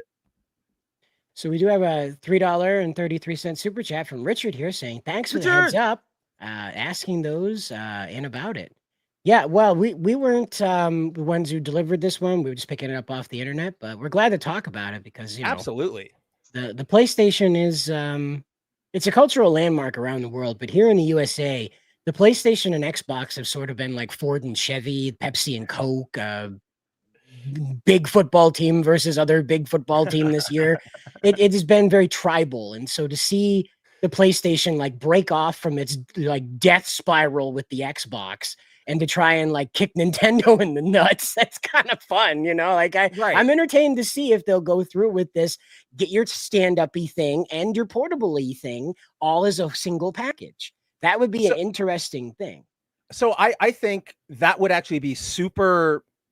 I would be really interested in a system like that because, like you guys were saying, it is the Wii U, right? Like, and it makes sense to me, guys. If you have it plugged into an actual power source, it's gonna all technology is gonna perform better than if you had it floating on its battery. That's just how life works. So, like that makes sense to me, and that's a really cool idea. Now, my question comes in. If that's only going to be as strong as a PS4 Pro, then does that mean the PS6 has to limit itself, right? Like, do devs have to develop to a PS4 Pro level, or are they going to do it to a PS6 and then do like a Mortal Kombat 1 where they, make another version or a downgraded version that just looks really, really, really, really awful? Those are like, that's my main question with this thing. Go ahead. Yeah. Well, no, I was just going to point out that it would probably be that when you are in vicinity of your PS6, this machine attaches to it and you're able to play the Horizon Zero Dawn Super Remaster XL 1257. They just did a new Last of Us, right, Cider? Yeah, another new Last of Us. Yes, at this point you could tile your bathroom floor with Last of Us remasters, okay, and never have a repeat. But anyway, it's awful. And so you've got this thing coming. Yeah, for those who don't know, they just released a new. It's not even like a new, like they didn't upgrade it. It's just like a new steel book for the PS5, and it comes with like 4 shirts for Ellie to wear. Like, and it's like the Last of Us Part 1 first day collector. It's so stupid. We're getting to like Street Fighter naming conventions on that thing, and because they don't have anything else. No, this is something that Leslie asked a little earlier ago, and that's what I think this portable thing is meant to do. What has PlayStation struggled with every single iteration? People have been barking about getting their old games back on their new consoles. Gotta have it, gotta have it. And what does Sony do? La, la, la, la, la, la, la. I don't know what you're talking about. You're getting another Last of Us remaster. Shut up. And so I think this is the goal of this thing. Chiefly, is so you can curl up in a corner with your beanbag and your high C juice box and play Final Fantasy 1 all over again. Play Legend of Dragoon all over again. Get back in it with Tekken 3. Relive the PlayStation 2 in your lap. Just not and like the PS3 too close. Yeah, if we're going PS4, we can go all the way up to PS3, and that's I can definitely see, and so. I would love that. You guys know us here. We're all proponents, especially Nerdigans. She talks about the old fat PS3s all the time. Like we are mad advocates for backwards compatibility. It is kind of insane that you cannot use, like you have to get a whole new machine. I can play my DVDs on my Blu-ray player, right? Like that has sort of always been a thing. Imagine if they went, okay, here's DVDs. Now I guess we kind of went through it when they went, here's cassettes. Oh, now here's DVDs. And you're like, well, shit, okay, now I got to upgrade if I want to play all that stuff. So I wish that would happen. My problem is like, so that stuff does happen very rarely, like good things like that. I can never predict when it's going to come. So I'm always like, oh gosh, like let's hope, because there's so much nickel and diming coming out of these corporations right now that I'm not saying anybody here trusts them, but like I gotta verify before I can, not trust but verify then trust with them, because they've screwed us over so many times. But my bigger wonder here, like this, so one, the shift to a handheld thing, I'm not surprised by, because like you said, Cider, the Switch is obviously dominating. Everybody loves it, yada, yada, yada. Steam Deck is also picking up steam, if you will. God, how many times has that joke been made in the history of like ever? Good gosh. But so yeah, like handhelds are on their way back, especially with, like I know the handheld stuff is so popular with kids, especially like when you take them out to places. I literally saw, I went to a Winco food. I don't know if you guys know what Winco is. It's a big Yes. sort of, I know, you're a West Coaster like me, but Winco is like the big sort of, it's a big grocery store chain in California and elsewhere, obviously Arizona, because that's where I am. But it's like a co-op thing. Like everybody, all the employees own a part of that particular franchise where they work or whatever. It's a great place. They have bulk snacks. I love it. But I went there to grab some food, and I saw like a Nintendo Switch just sitting on a stack of candy, right? Like I turned it in, obviously, but that, to my point, like kids love these things. They're bringing them everywhere. They're really good for, unfortunately, if, mom and dad have a headache, we need them to be quiet. Here's a Switch for 5 or 10 minutes or whatever. So like even Xbox has been trying to get in on this. There was a leak a little while ago that said they were going to be trying to launch their own handheld. I believe you and Nerdigans talked about it during one Tokyo Happy Hour a while ago. Yep. And that isn't moving forward right now. There was actually a recent interview with Phil Spencer, and he was like, yeah, we're working on it, but we don't have anything concrete yet. So that move is going to probably be more common as we go forward. What really gets me is if this is true in any capacity, or like, and by that, I mean, if we are even close to a PS6 in any realistic way, even if it's the first plans have been put into motion today over at Sony in Japan, why?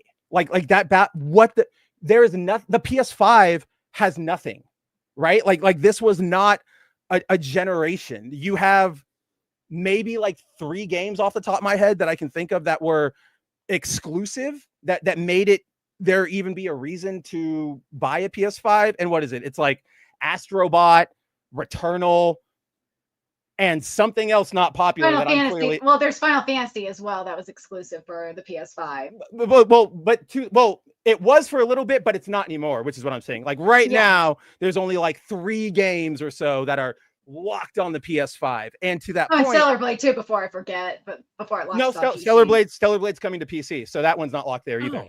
Not anymore. So, and it was the same. But I'm talking Insomniac games too. But yeah, I understand what you're talking about. Yeah, I'm talking about right now, like at this moment. Because yeah, if I went through the history, there's probably about 20 exclusives that I could cite, but all of them have been ported either to PC or to the 360, or not 360, the whatever Xbox is currently in the wild. Some of them have even tried to go to Switch. So when you have consoles like that's probably the last remaining bit of why consoles exist, right? It is exclusivity and what games you might get there. So if you go, here's my PS5, come play my exclusive games, and then you go, oh, by the way, there's only really 2 of them, and really only like Astrobot is the one kind of that everybody's clamoring for.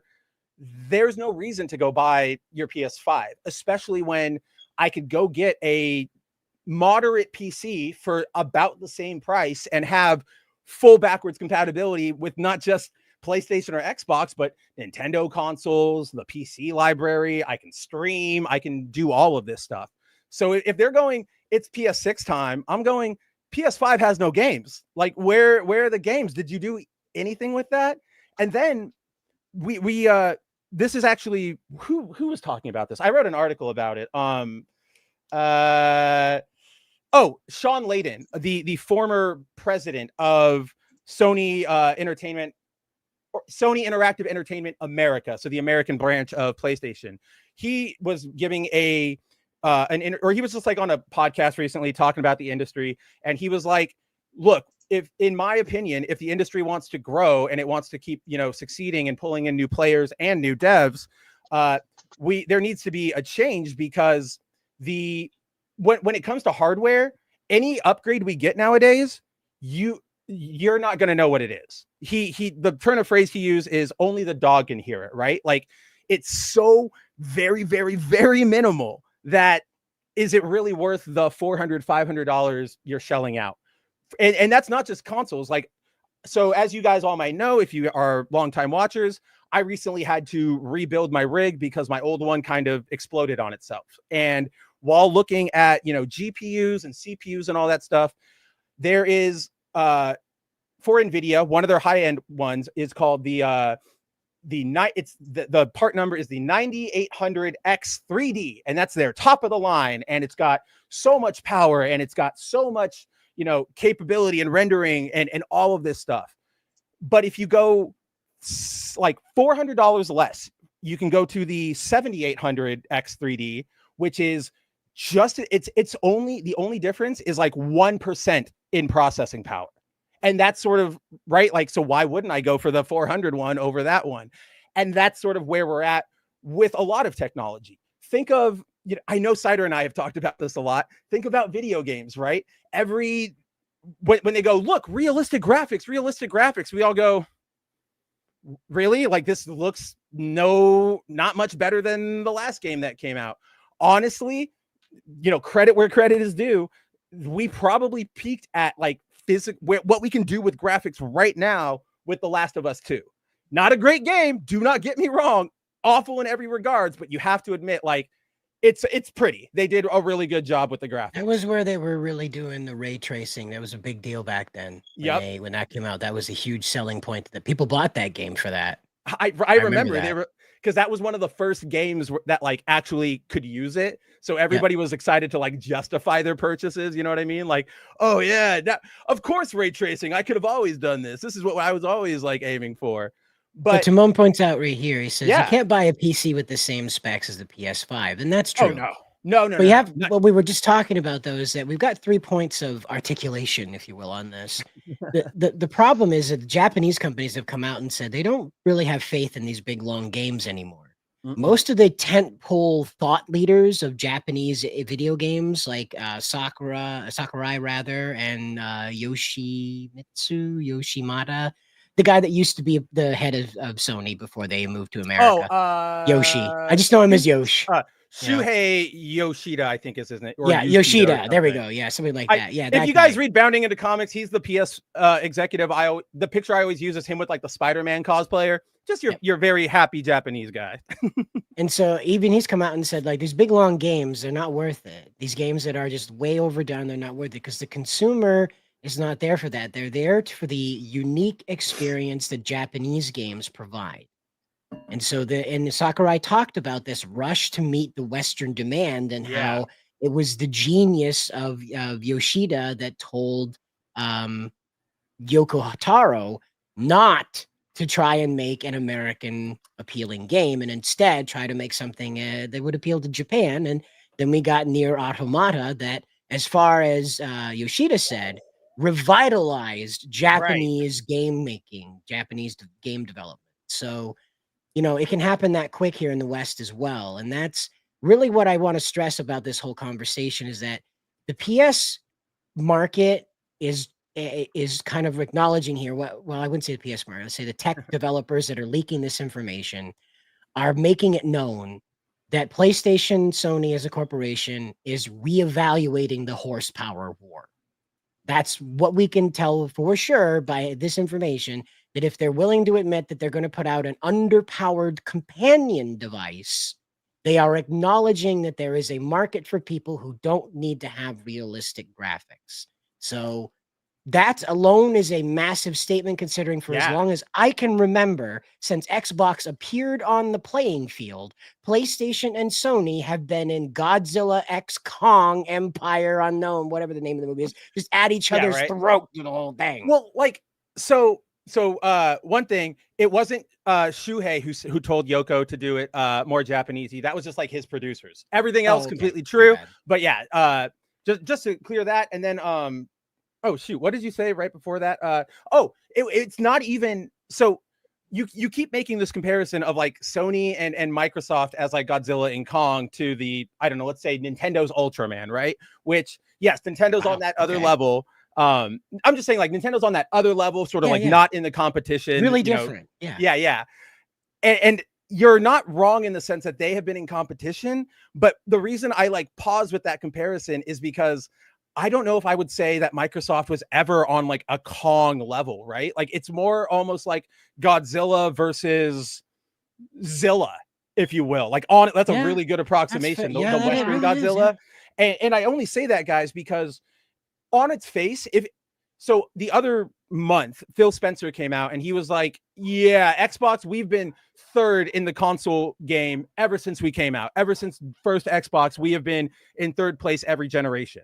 If he hadn't come out and said that, I would probably be like, yeah, they've always been sort of on equal footing for second place. But if you come out and you admit that like you were not competitive at all, especially during the 360 era, which at least in the West, that thing had the most massive install base. Every single household in America, in like Mexico, in Europe, they all had 360s. More Eastern, like Asian countries, they went PS3. Some parts of Europe went PS3. But if you can't even get to like close to second during that generation with everything you were putting out, your Halos, your Gears of War, your Dead or Alives were still coming out. When you were doing all this and you still say, we're not great. To me, that goes, well, then Sony is just comfortably in second place. Exactly. And speaking of second place, here comes Ravul Arvita reminding us about second placer, no placer, Pragmata. You may not remember this, but it was a promised, I believe this was intended to try and punch Destiny in the face. This was an attempt to try and take the idea of space warrior and like spiritualism and collide it with that kind of like little girl and spaceman fight monsters kind of thing. Wow. Maybe it was BioShock. Maybe it was more like BioShock. But yeah, I'm not trying to make that a negative comparison. Like Sony tried to put something out there that looked a lot like Destiny to me when I saw it the first time. Oh wait, do you mean not Destiny? Do you mean Death Stranding? No, this because of the way the suit's constructed and the way he interacts with the little girl, it just reminded me of Destiny because they're out in the middle of space more sense, when they're showing it. They're on the moon and she's not wearing a spacesuit, and I was like, "That's Destiny." You know, it's just because again, it's just one of those snap judgments. That's all. No, yeah. But he says you have 5-year wait for Pragmata and still nothing. Well, what we found out is that ye olde, what happened with that is that back at the Capcom showcase, they announced that Pragmata is on an indefinite delay. Oh, so it's not coming. It's probably not coming. My guess is that Capcom's woke fellas that they ended up listening to. They didn't hire him on that.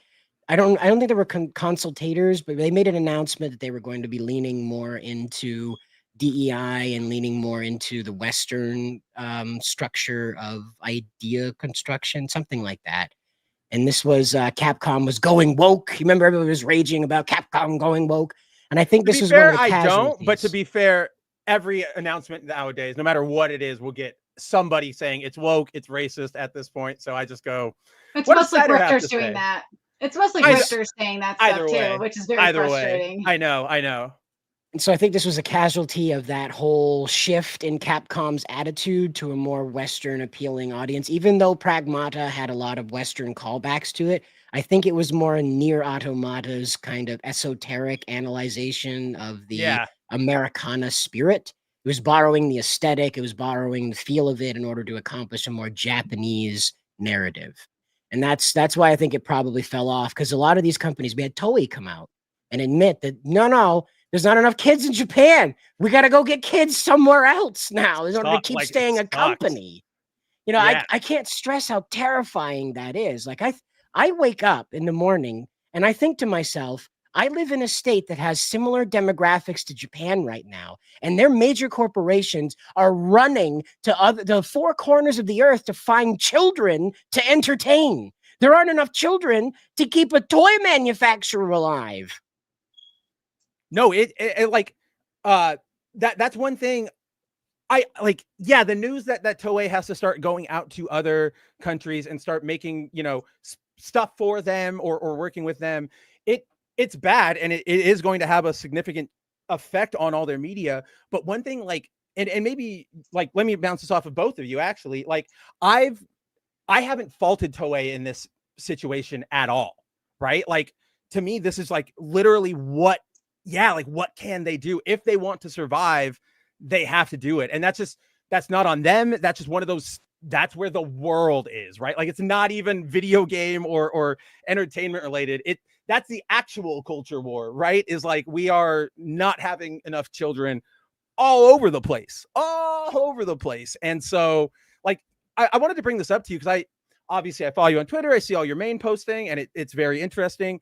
Isn't and this is just like a sort of side question, but like in terms of like the Maine crisis, at least you guys have like you're part of America, right? Like you have the other like states, and you can sort of also there's easier migration between those and more, right? Like, or what am I trying to ask? Like at least you guys have a bigger buffer. So Japan's an island, and we're not. Yeah. That's probably what I'm going for. So what a lot of people in this.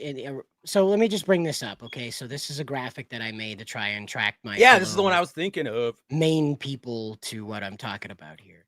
So I put this up here because of the way the demographics break down over the 65 and over. That's why they're organized that way. Is that we have more 65 and older people in Maine than they do in South Korea, but we have less, dramatically less than the ones in Japan. However, when you look at the median age, when you look at the under 25 age, they're either within a point of each other or almost exactly on the dot of being the same. And this is terrifying.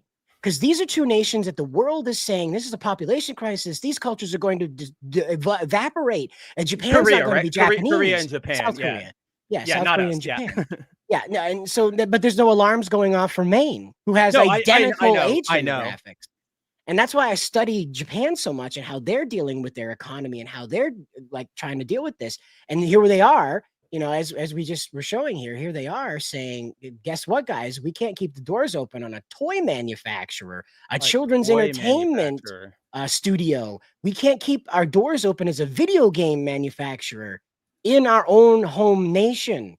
There aren't enough youth that consume this. And that's literally it. It's like, even if they got 100% penetration rate, everybody in Japan, like every 19 to 25-year-old in Japan bought their game, male, female, all of them.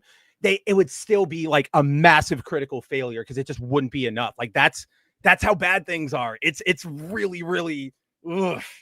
And what you have to understand is that Toei isn't just anime. It isn't just Super Sentai. No. Toei is like Mitsubishi. It's everything. You're gonna one of these days we're gonna find out that Toei makes missiles. You know, like we just found out recently that some other toy company has been making Predator drones. So it's at this point, it's like, well, to keep our profits up, we need to get into the war economy. Right. It's that meme. It's that meme of, oh shit, we're making Predator drones now. Yeah. You know? The line's all like rider belts, and then oh shit, we're making Predator drones. Predator drones now. But it's a Predator drone with rider belt on it. You know, it's like, it's on brand. I didn't want to get too like bad with it, but I was like, imagine if like when you launch them, they do the like, you know, Transformers, the transforming sounds, right? Like clock up. Yeah. That's what we need to do to all of the children we're bombing is to make it sound like children superheroes are murdering them from high altitude. Thanks, Obama. No! Oh, dude, I got this email in my inbox today, just like one of those big news blast emails. I guess that it's for some like youth, like K through 12 science competition or whatever. But the opening like subject line was like, one school, 4,000 drones. And my first reaction was like, oh man, Obama like return tour? Like, what are we doing here? And right. Is this in Syria? You know, I legitimately had to pause because I was like, oh no, what are we doing?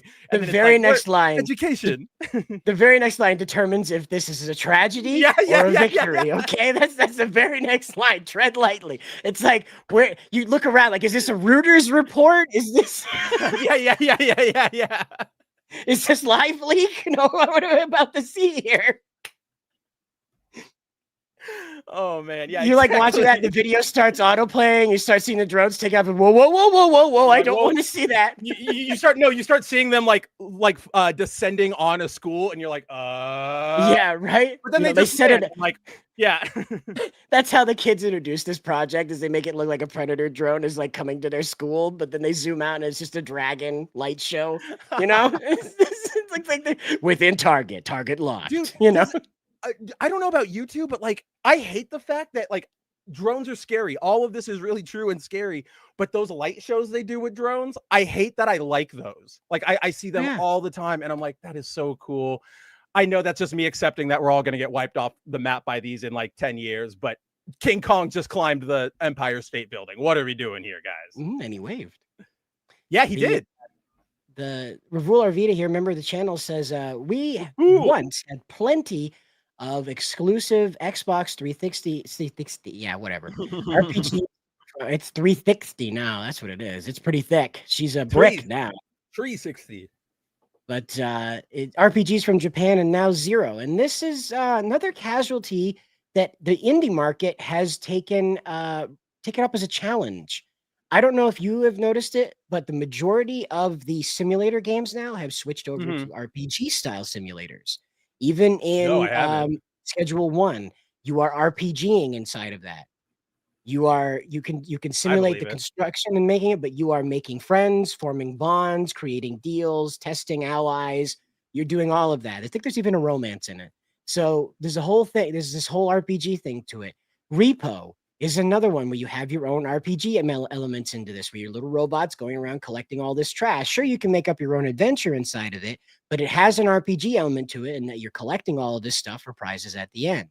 So role-playing game situation. So we're seeing this indie market kind of scoop this up while we're seeing the biggest brains at Ubisoft, our good friends over at Ubisoft, decide that what's really going to save the company, now that it doesn't have Assassin's Creed anymore, what's really going to, butter their bread is a hero shooter, a battle royale hero shooter based off of Apex Legends. I thought Apex was already. Oh no, I don't know what. I thought Apex was a hero shooter.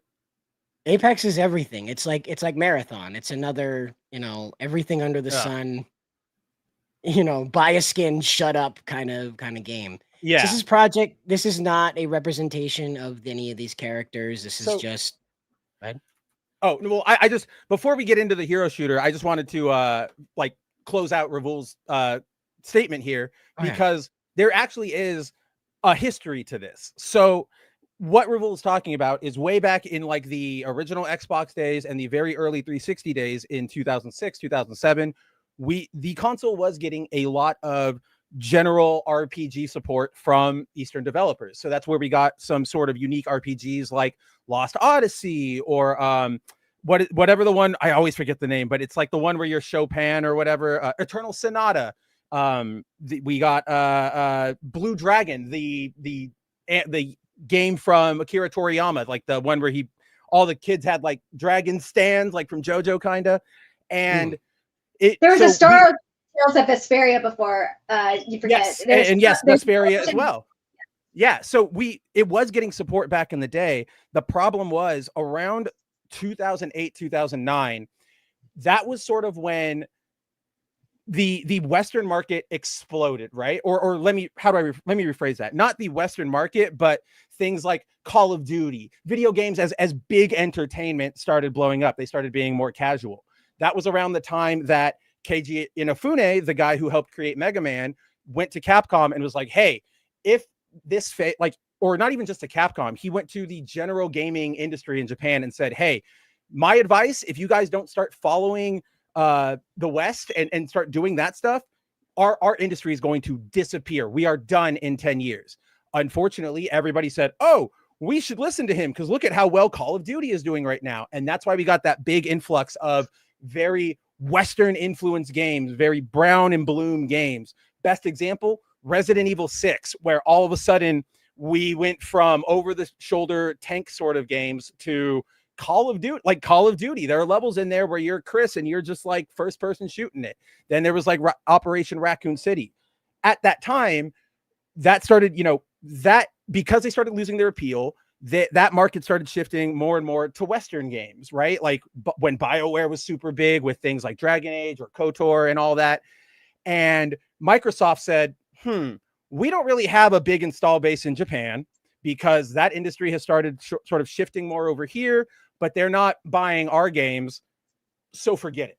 Like it is, they genuinely made a decision to sort of abandon the Eastern market. And it's been a significant problem for them ever since. Like they made the wrong choice and they are now reaping it, right? Because you're right, Revul. We haven't seen not like an exclusive RPG years, but even a general RPG. I can't remember the last time one was on an Xbox console, right? Because that's just, Microsoft does not like, they don't want to be a video game maker. They really, really don't. If you sort of see their behavior over the last couple of years, they like the idea of having IP and being able to like have brands and use that as like marketing platforms or licensing, but they don't want to do video games. There was that campaign a couple months ago where they were like, what is an Xbox, right? And it was like, your phone can be an Xbox, your TV can be an Xbox, your Switch can be an Xbox, because they just want to be sort of like the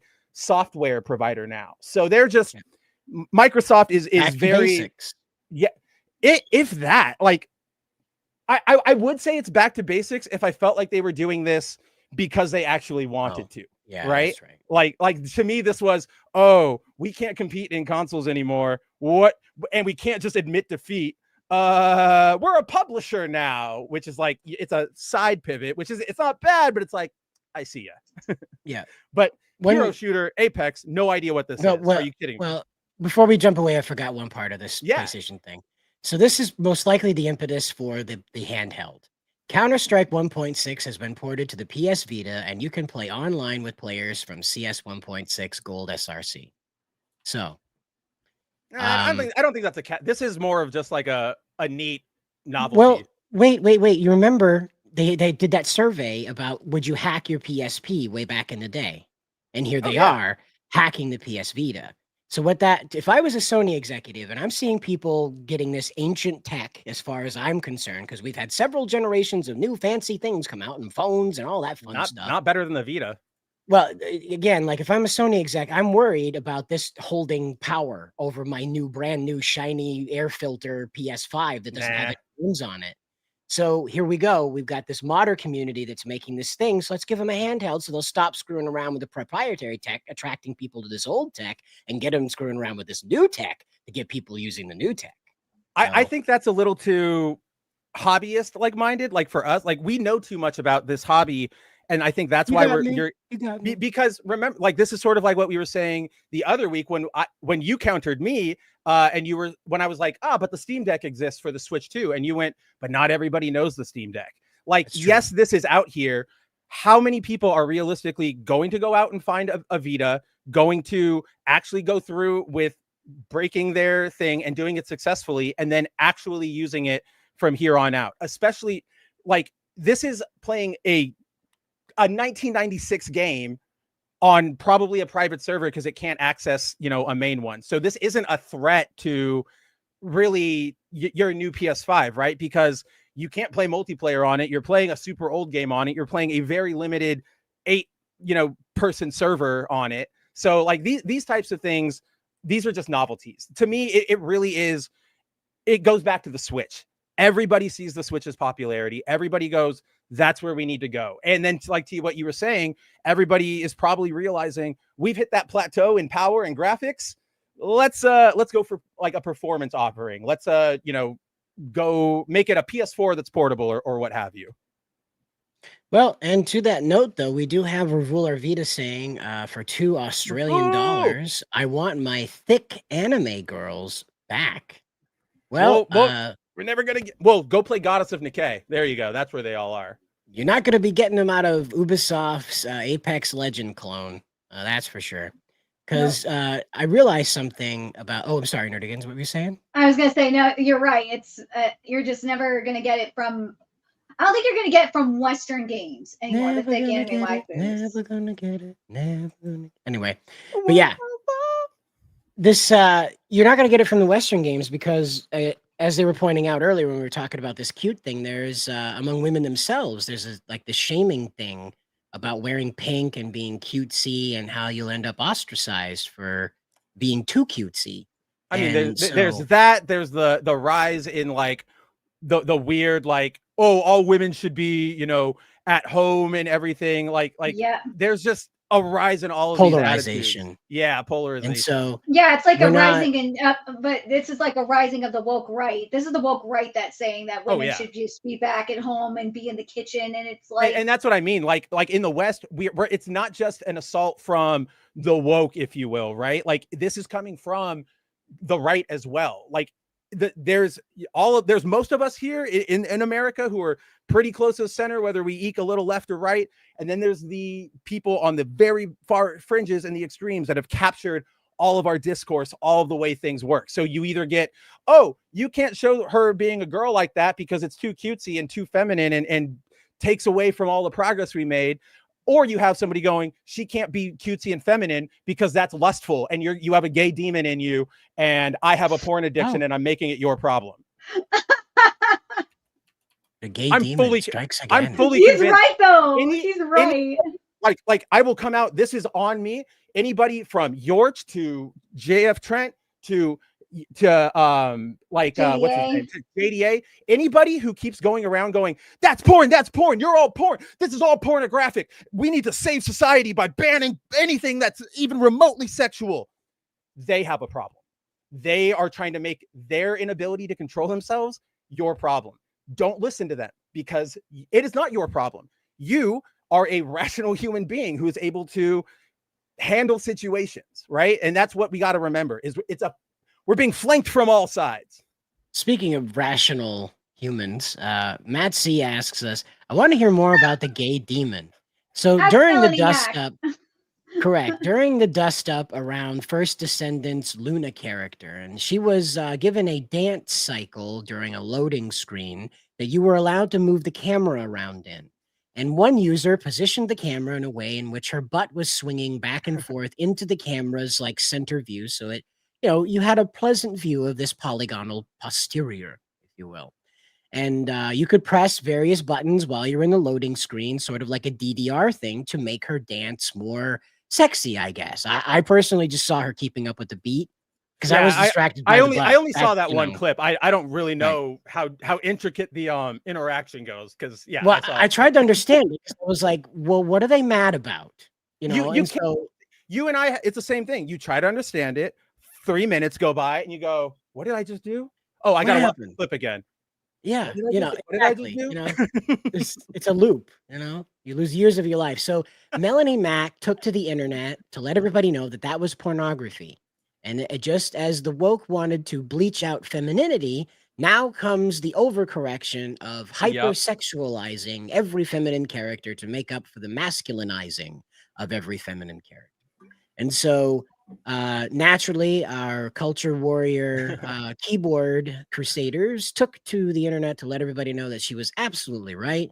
Mr. Razorfist decided to crucify himself on this, and not that was stellar enough. Miss Melanie Mack decided to double dip down and proceed to tell everyone that if you are enjoying this butt waggling cutscene, there is a gay demon possessing you.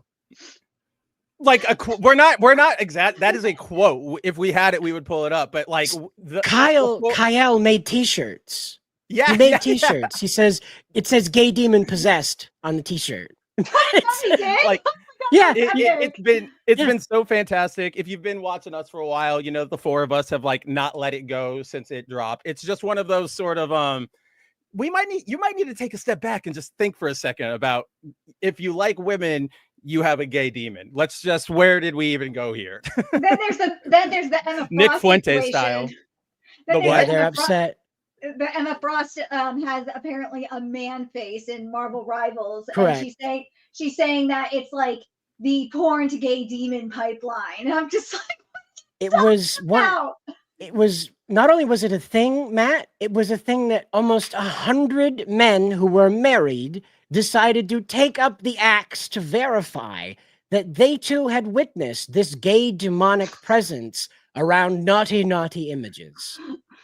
Razorfist, however, ended up crucifying himself so hard that his past of being a porn addict and girlfriend abuser, not a spouse, domestic. Yeah, it wasn't domestic violence. It was it was like mental abuse and manipulation and all that stuff. A gentleman with a taste for ladies who may or may not be of drinking age when conversations about appreciating one another began. So I try to say that as legally sound as possible. I know. That's why I'm smiling. I like the appreciated. Yes, he is a young lady appreciator in the way that in the Hollywood sense, you might say. And so, so he got hit up for that one pretty darn hard.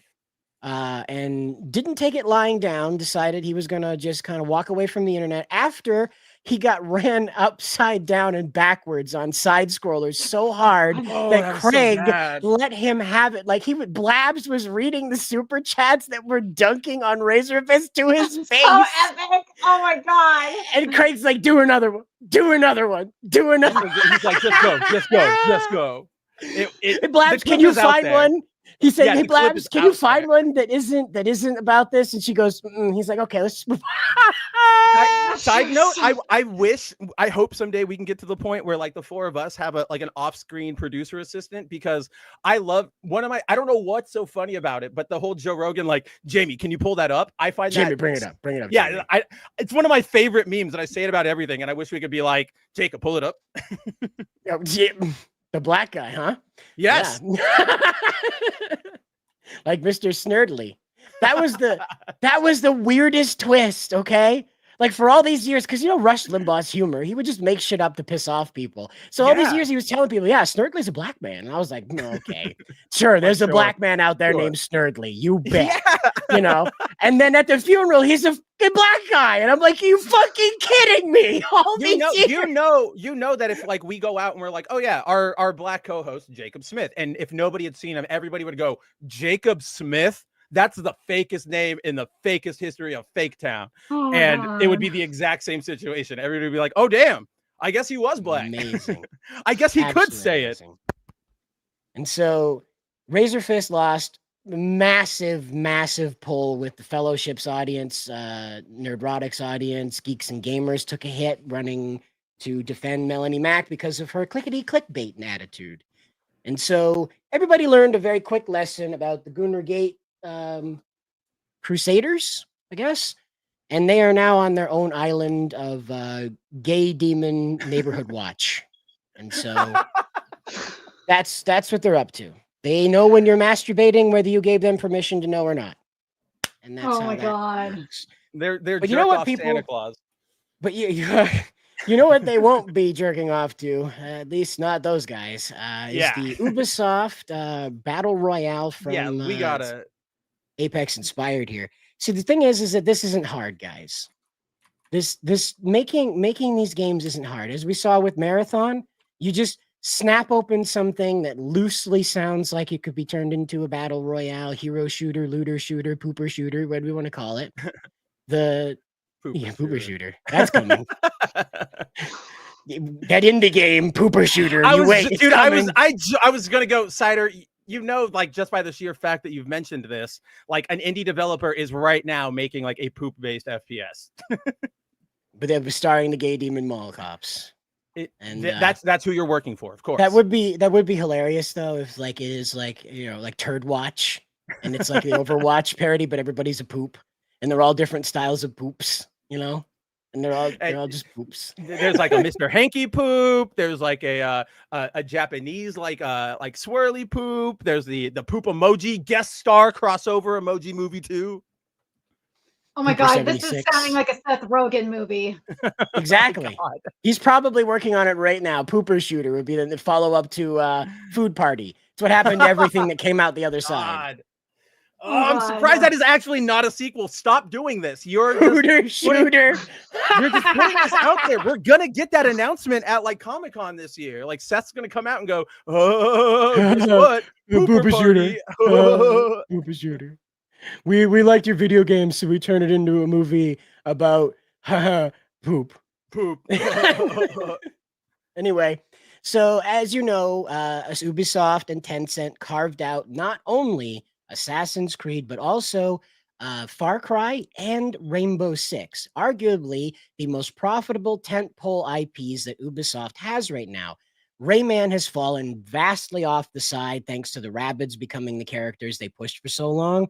Not a lot of people recognize Rayman anymore. Of course, you and I do from the old days, but the folks that they really want to pitch to for a Rayman game, meaning people that are under 25, really don't know the character. He's made a few cameos, but they know the character probably best from Addi Shankar. And I'm not being like, I mean that seriously, because Addi, the Devil May Cry Castlevania guy, for those who don't remember out there, he did a show called Captain Laserhawk, a Blood Dragon remix for Netflix, which was basically a the Emoji Movie for Ubisoft, right? It was like a meta thing where all of their like franchises came together and they were fighting a big oppressive corporation, and Rayman was the boss of that corporation, and he spent all of his time sleeping with hookers and snorting cocaine and swearing very violent, like not violently, but like belligerently. So wow. It's an Addi Shankar show. What'd you expect? But that's exactly to your point, right? Like that's what they're gonna. That's who they. That's who they're gonna pitch to, and I know it'll work because I genuinely saw people in the tweets and stuff, all the discourse around Devil May Cry, people going, like people went, he keeps doing this. He did it with like the Castlevania guys. They did it with Dante, and then he also screwed up Rayman. And I saw so many people going like, but I thought that was funny. Like he hasn't been in a game for forever. I haven't played a game with him. Like what else is he doing? I thought that was funny. And I was just like, there you go. That's the strategy, right? Is just wait until people don't know, and then you can pass this crap off onto them. So I had wondered what they were going to do with Ubisoft now that Ubisoft had been broken off from its IPs that made it Ubisoft. And I said, well, they're obviously not. Well, exactly. They haven't even named the company yet, so it's still a nebulous thing, and they still could be sued into bringing everything back anyway. So what I was trying to figure out is what is Ubisoft meant to do now? They didn't dissolve the company. No one has made any effort to like say to these people, prepare for impact. They're in fact telling the opposite is we don't know what's going to happen, but nothing bad's going to happen is what they keep telling everybody. Well, I mean, like to your point, like just look at the shadow stuff, right? They keep going, sales are great, and it's like, okay, you say that. Can we see any numbers? No, you can't see any numbers. Yeah, sorry, no. Here's numbers. this place that studies these things and reports this stuff, but they don't tell the public. So they said we're doing good. You just have to trust Circana, or whoever this is. Yeah, trustusbro.inc. That's what it is. And like Circana will eventually release the numbers. They do after like a couple months, but it's like that's still what 2, 3, 4 months of them being able to ride whatever narrative they want. Like meanwhile, we're doing great. In 5 days, Monster Hunter had sold 10 million units and was telling every news outlet everywhere that they had sold 10 million units, not 2 million players. And that is on top of Wilds, right? That's the new one. Wilds. Yeah, why? Because there's Worlds, there's Wilds. I'm not a Monster Hunter player, so I always get it confused. But Wilds was also bundled with graphics card or like motherboards and all that stuff. So there's even with that 10 million, right? Like we're not going to see that sort of number with Assassin's Creed. This is not happening. So as Richard points out here is that Richard Hogue, not related to David, Richard Hogue he's a YouTube lawyer, and he's made it sound like they're going to shut down. So I don't think so. I think Ubisoft is trying to change their company into being an esports company. What they want to do is they took out everything that's not esports compatible. Think about those. Rainbow Six, very neat, fun game to play with your friends, but it really isn't a rank. There's really no way to rank that. There's no way to transform that into a ranked game. Far Cry is a single player game. Assassin's Creed, you can turn it into a battle royale, but it's still gonna be Assassin's Creed. So, which I actually think that would be maybe not a battle royale, but I've been a big proponent of the like third person multiplayer, like competitive or not competitive, but like games, things like Metal Gear Solid Online, or even, this is going to be surprising, The Last of Us. The Last of Us 1 had an online mode that played, it was basically like you were playing the game, but against other people, and it was awesome. Like I wish we had more of those. Yeah, and we're just again, like Ubisoft, I what I'm feeling out from what they're doing and why they're not launching brand new IPs, like this is still in the works. They're not announcing some huge thing behind this. This carve out has not announced that there's the Assassin's Creed Hexe. They have not come out and said that like that is now full force. They've not said that's still Ubisoft even. They haven't clarified anything about that. It's still just happening. That's all they've said. And so what we have is so as far as I know, I'm sorry, I didn't know that Siege had a esport side because as far as I know, there's no way to rank in it. Again, you can compete like you do in COD, but it's that's it. You know, I didn't. As far as I know, it was like the Valorants, the Fortnites, the CODs, CS. Those are the things. League of Legends, and so that's what I think Ubisoft is going to be leaning into as a company now that they've carved that out. And I'm sorry, I could have it wrong, but again, I think Six is going to lean. I think Rainbow Six is going to lean back out of that online thing is the reason why they pulled it out. Because when you look at what they pulled it out with, none of the other two are meant to be online team competitive games. So I could be wrong. They could create team competitive Assassin's Creed games. They could do that. There's definitely a market for it. People are tired of hero shooters, so why not hero stabbers? You know. But so like what you just said is what really gets me about this. This is where I go, you're either massively incompetent or you are intentionally trying to sink whatever you have left, because we have all talked about this on this show, at least in the last couple months, between Marvel Rivals and Overwatch, right? Like this genre is fucking dead. You do not like Overwatch was barely hanging on. Lots of people have tried to do various sort of hero shooters or multiplayer shooters, or how do you put live service shooters? Let's put it that way. And all of them have basically collapsed. Marvel Rivals really, the reason it's doing so well is, yes, it is a genuinely good game in terms of like the hero shooter, but it would not have gotten that big of a foothold and be as big as it was without that Marvel brand. And I say that as somebody who plays it and absolutely loves it. To go, okay, we're in a really bad spot now. What are we going to do?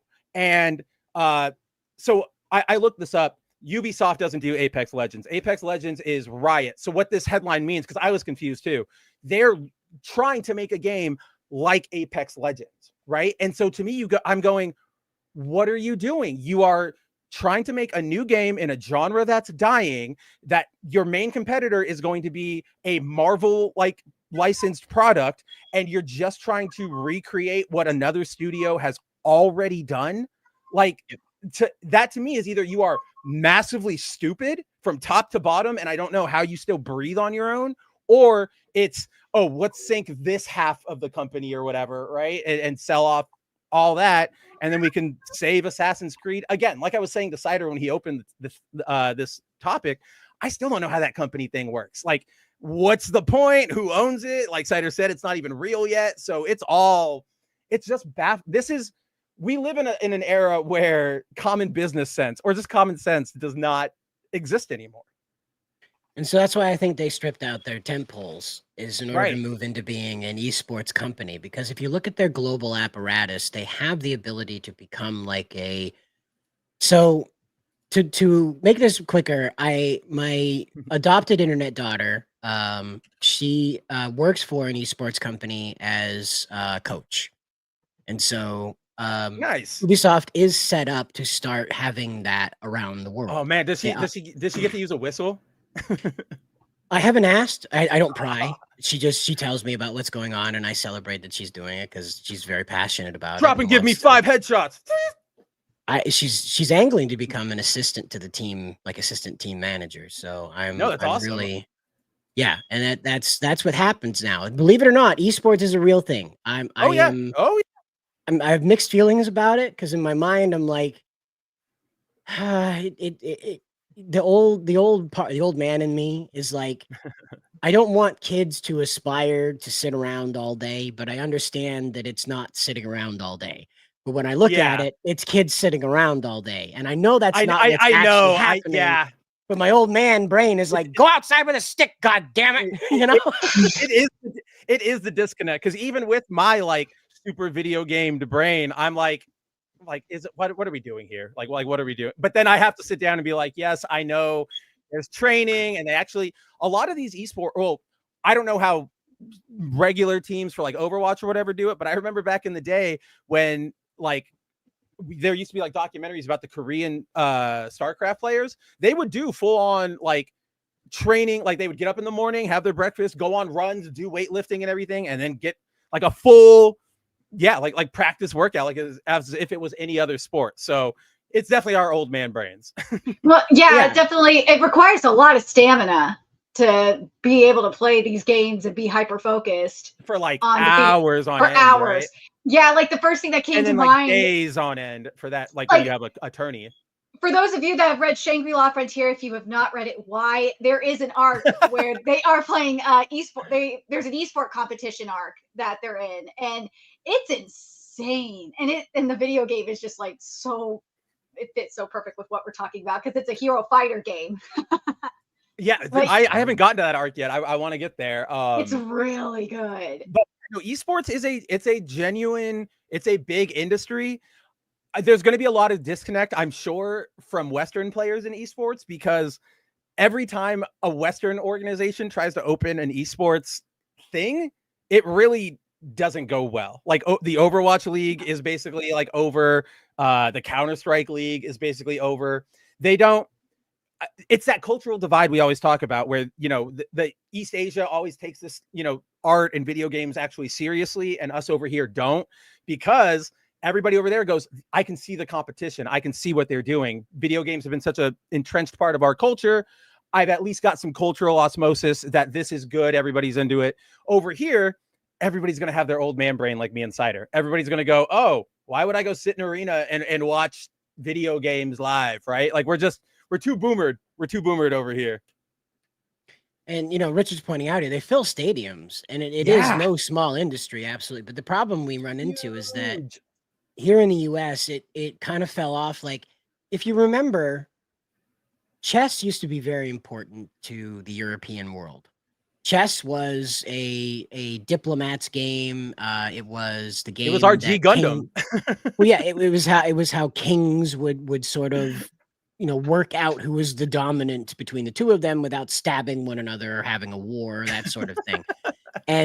And similarly in Japan, the game Go in Japan played a similar role, and Go would attract similar crowds that chess would attract. Where we departed from our traditional ways here in the West to embrace corporatism, consumerism, an ism of your choice. Really, spin the wheel of isms, it's one of them, or all of them. And we just broke off from this tradition of appreciating cerebral sports. We are more into the test of strength and test of willpower, as opposed to the test of strategy. Now, don't get me wrong. There's strategy in football. There's strategy in all sorts of our physical competitive sports. When it comes to gaming, all you have is strategy.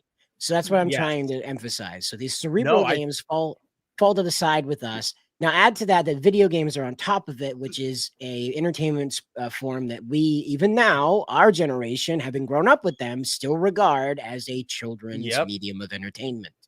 And so, we're going to have a huge problem in trying to legitimize this, along with the HoloLive performers like Guara, who is sadly graduating. Yep. Yeah, I don't know anything about VTubers. That's up for our boy Ryan Pearson on the site. But from what I understand, this is like VTuber 9/11. Yeah, it is. So my condolences to everybody. I kind of hate Guara because she partnered with the Dodgers and unforgivable. Yeah. I'm kidding. I have no opinions on her, but apparently this is like a big implosion. It is. It's like when Pikami retired. Oh, really? That big? Yeah, it's that big. She is one of the bigger pioneers of VTubing. Her and Pikami were. So, but Pikami is back in another form, mind you. But the whole legal? Coming. It's this weird thing where like you're allowed. I've tried to analyze this before because it's so confusing. Like the character can graduate, which means like they go on to new things, but the actor can come back under a new character. Yeah. But they can't be the same character. They can't even reference the fact that they were ever. It's like the one level. It's like being in a new anime. Okay. Yeah, kinda. Yeah. New anime. Yeah. Okay. But one thing I wanted to mention, because Cider hit it right on the head, and when he was talking about it, you made me like realize this, that cerebral element of it, right? Like, we used to have a big emphasis on cerebral sports, now not so much.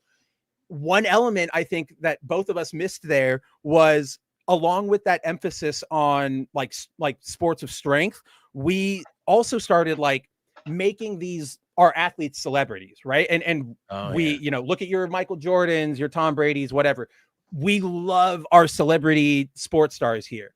The problem, and this is I think one of the big things that kills it over here, Cider, in Nerdigans, is they try when esports players try to get promotion over here, they try to put them in that same category of like sports celebrity, because that's what we connect with in the West. But then when you go like, yeah, here's LeBron James, he's got all of his, you know, I don't even like him, just thinking of somebody, like he's got all this, you know, fine. Flash, he's, you know, big old mansion, he's hanging out with celebrities all the time, he's, you know, he's flashing it up. And then you're like, and here's Jin like Woo, 24, hangs out at home most of the time, doesn't really party.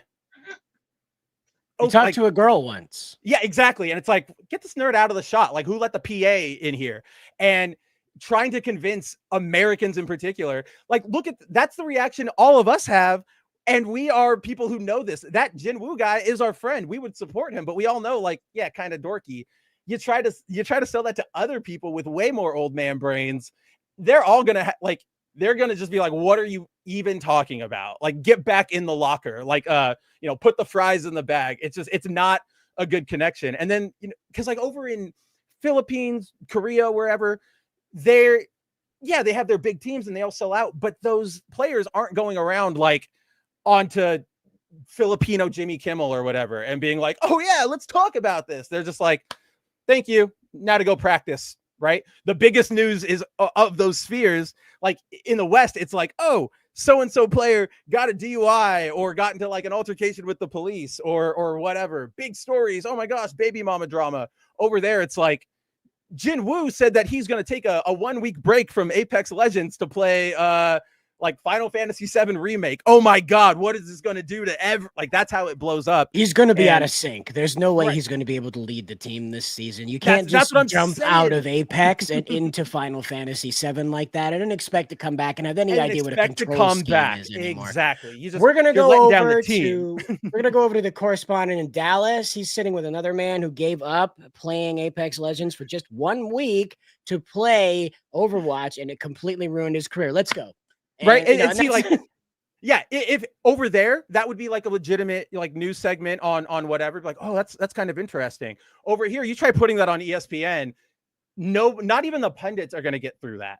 Right. They're just going to be like, what are we legitimately doing here? Those are failing. And so what we have right here, and this brings us back to the VTuber thing, because esports already picked new generations don't care. It only hit a certain generation. Newer and older ones don't care. And what I want to draw a line on that one, though, Timon, is that the VTuber sensation is going to bridge the gap between VR sports and esports.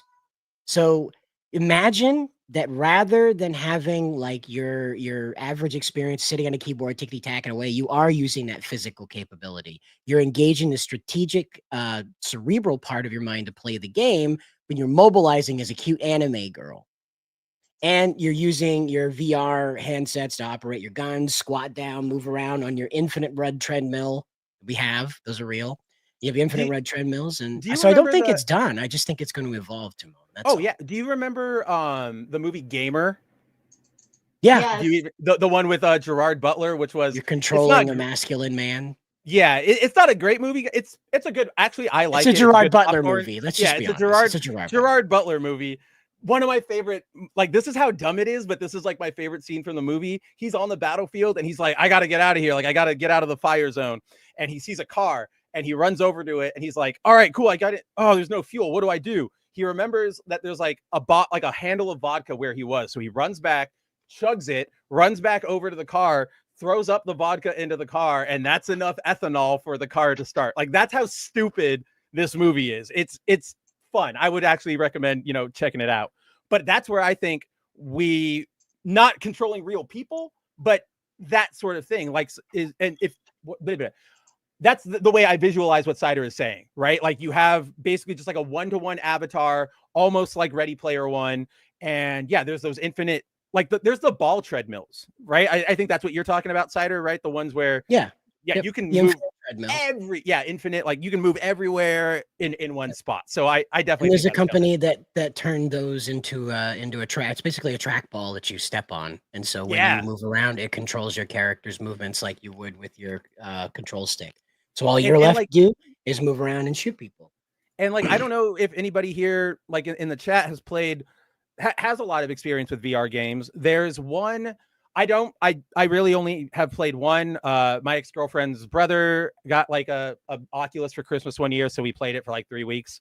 It's called Super Hot. It's basically a you know what it is. I know you know what it is because we've talked about it, but it's this not a simulator, but almost like a strategy game where you're plopped into a level and you have like guys who are shooting at you, and there are like it's sort of like linear, and so you've got to like pick up your weapons, dodge realistically. It's really, really fun. It's really, really exhausting if you're doing it physically. So that if we got to the point where we're on those infinite treadmills, that's the perfect like bridge between like jock and nerd celebrity.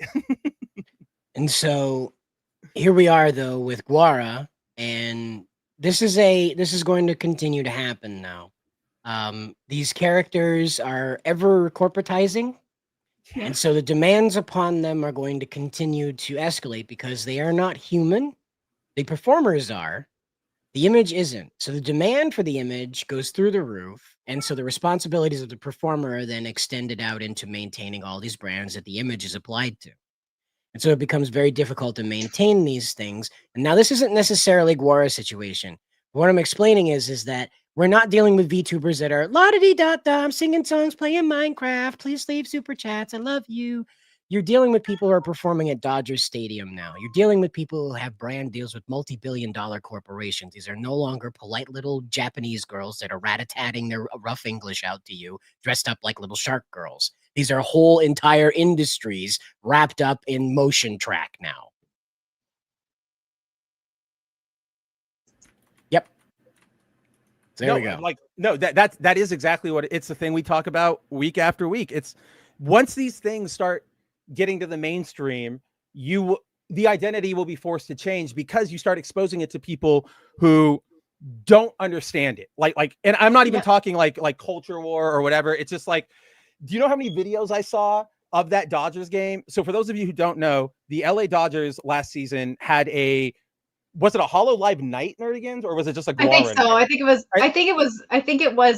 was just Guara that was there, but yeah. I think it was just Guara that was there, but I think it was like that's what they called like a Hollow Live night, right? You know? Yeah. And so they had Guara at the stadium. She was up on the big board. She was singing the national anthem. She was giving commentary after like innings and plays.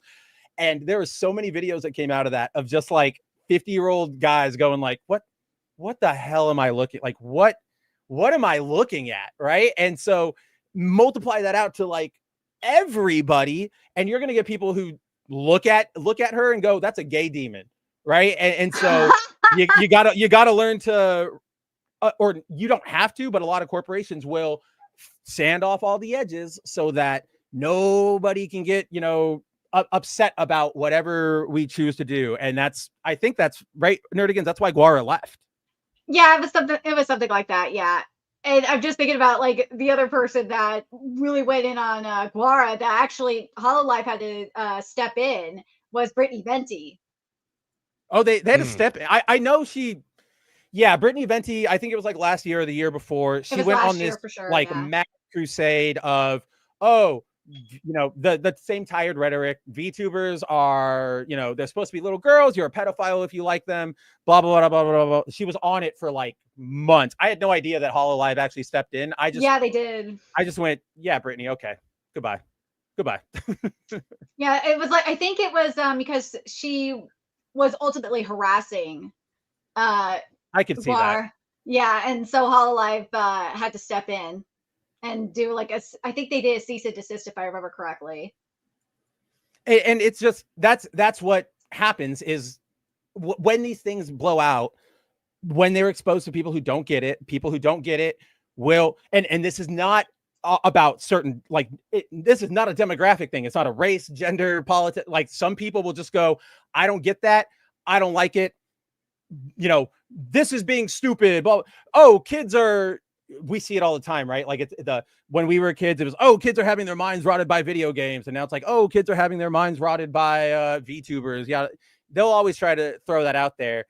That's the sad reality of popularity of things blowing up. There is that, shout out, bringing it all full circle. There's a 4chan post that I love from years ago. And I'm sure lots of us have seen it already, but it's one poster saying like, why are you upset about the thing you like, becoming more popular? Aren't you excited for more people to enjoy what you love? And another person replies to them and says, no, because they're enjoying it in the wrong way for the wrong reasons. And that's sort of what we get to here is when things are niche, when things are able to be sort of like hobbyist, you have a lot more freedom as fans to engage with things, to have fun, to make content. The second it starts blowing up, that's when essentially fuddy-duddies get into it, right? And it doesn't even always have to be, it can be something as simple as like when I play Magic the Gathering, there's, when I'm with my friends who we've all been playing for years and years and years, we will, throw in some random wacky cards or make up some fun rules or let some things slide. And that's fun. And we all know, because we understand the culture, like if this was serious, we'd be serious, but because it's fun and we're all here on the same level, it's cool. But then we go out to, let's say, a game store and we're playing, in public, and somebody comes up to us. I have gotten all those nerds who come up and go like, you can't do that. You're not playing the game right. I know what. And it's just like, when did you start playing? Like 2020? Yeah, exactly. You're taking this way too seriously. You need to breathe. You're not trying to engage with the actual culture and the actual game and what this actually is. You're engaging with the aesthetic of it. Going back to Cider's awesome thing about the 80s. Like it's all stupid. It's all self-referential. And this is what it is with Guara, is that the company is leaning more into idle content and less into streamer content. And that keeps refreshing on its own. Yep. That's part of the article here that they're explaining that the company is. What's that? No, yeah, no. I was just gonna, because I know nothing about this, so I'm asking questions. But clearly, let Cider read the article. Well, the article doesn't specify this as the reason. It is like Guara specified that there were shifting priorities inside the company, and HoloLive had made a statement about last year or a few months ago that they were wanting to prioritize more concerts. They wanted to prioritize more more of these public appearances that were less about playing video games and talking to people on the internet, and more about being like in a stadium in front of many hundreds of people. And so again, they have risen to the point now where that's possible. Yeah. So they absolutely should shift that way. What it sounds like in the way the article explained it is that Guara is just not part of that. It's a neat thing to sing at a baseball game in America, but it's not a career path that she wants to follow, being Taylor Swift, but anime. So they want to make more Mikus, but Miku isn't real. They fail to understand. And I think that's honestly where we're kind of like seeing with Guara, is that she is prioritizing her life over pursuing this career that doesn't follow what she signed up for. And so that she hasn't said anything, but this is what the article expresses, is that Guara's intention behind this is that the company has expressed different opinions than her on what to do with her performances, and that is why they are parting ways. And so here we are with another casualty of the corporatization of entertainment. And I know that sounds redundant, but like it's sort of like when you get a Christmas present that is wrapped in duct tape. There's no paper, it's just all duct tape. And that's what we have the corporatization of entertainment in. That's what I'm talking about. Is they just keep adding layers and layers to make these things overtly complex when what is already working is working. And what they want to do is they want to stick poor little Guara. And again, I don't follow her content. Yeah. It's just not my speed. I have some VTubers I check in on, but it's just really not my speed. I like them. I think they're cute, but that's it. Right. Guara is a superstar among them. Not just because of her time, but because she's an actual genuinely well-constructed character, well-performed character, and very consistent in almost every level of her performance. So yes, this was a very dedicated person. This was not a person that makes this decision to give up, God, more than a decade of her life now of doing this almost every day for Right? the whole day. And that she's this is a arguably like at her peak. Like she's Right. stepping down at the peak. That's crazy. Well, you take your chips when you're out, I guess. You know, take your Right. chips when you're winning. Well, and- but most people don't do yeah. that. That's what I'm pointing out. Right. Like most people will go, I'm Yeah. at the top. I guess I'll stick around for a little while longer just to, maximize whatever I'm getting With out of any that. Even luck. if that means I'm in 7 bad Marvel movies. Well, with Well, any luck, yeah. she'll come back as a new VTuber on a different contract that allows her to just play games and do Or what she she could wants even to do. I don't know the politics or and like corporate politics, economic politics of all this. I don't know. Like she could go theoretically, she could go independent, and like I feel like if that would she's got the pull. You know what I mean? Like, Yep. Who knows? Who knows? Yeah, I don't know VTubers enough to talk on this. Nerdigans, what were you gonna say? You probably have better insight. Well, I'm not the most knowledgeable about VTubers either, but I feel what I was gonna say was Guara was not gonna compromise her integrity, unlike other people. That's what Yeah. it seems like to me, is that she didn't want to compromise her integrity. Which is that's super admirable. Like I applaud that. Like I was like to what I was saying, so many people will let their integrity, like their self-respect, their career integrity, all of that just go into the toilet because I could be on the marquee. I can get an extra couple $100,000. But like to me, yeah, like integrity, reputation, going down in the history books as like a positive influence instead of just a rich person, that's way better to me. Like this gets mad respect from me. Again, I only know the surface, so there's Right. like VTuber deep lorists in the chat that are like, no, Spence, you don't know. I apologize, and I will look into it.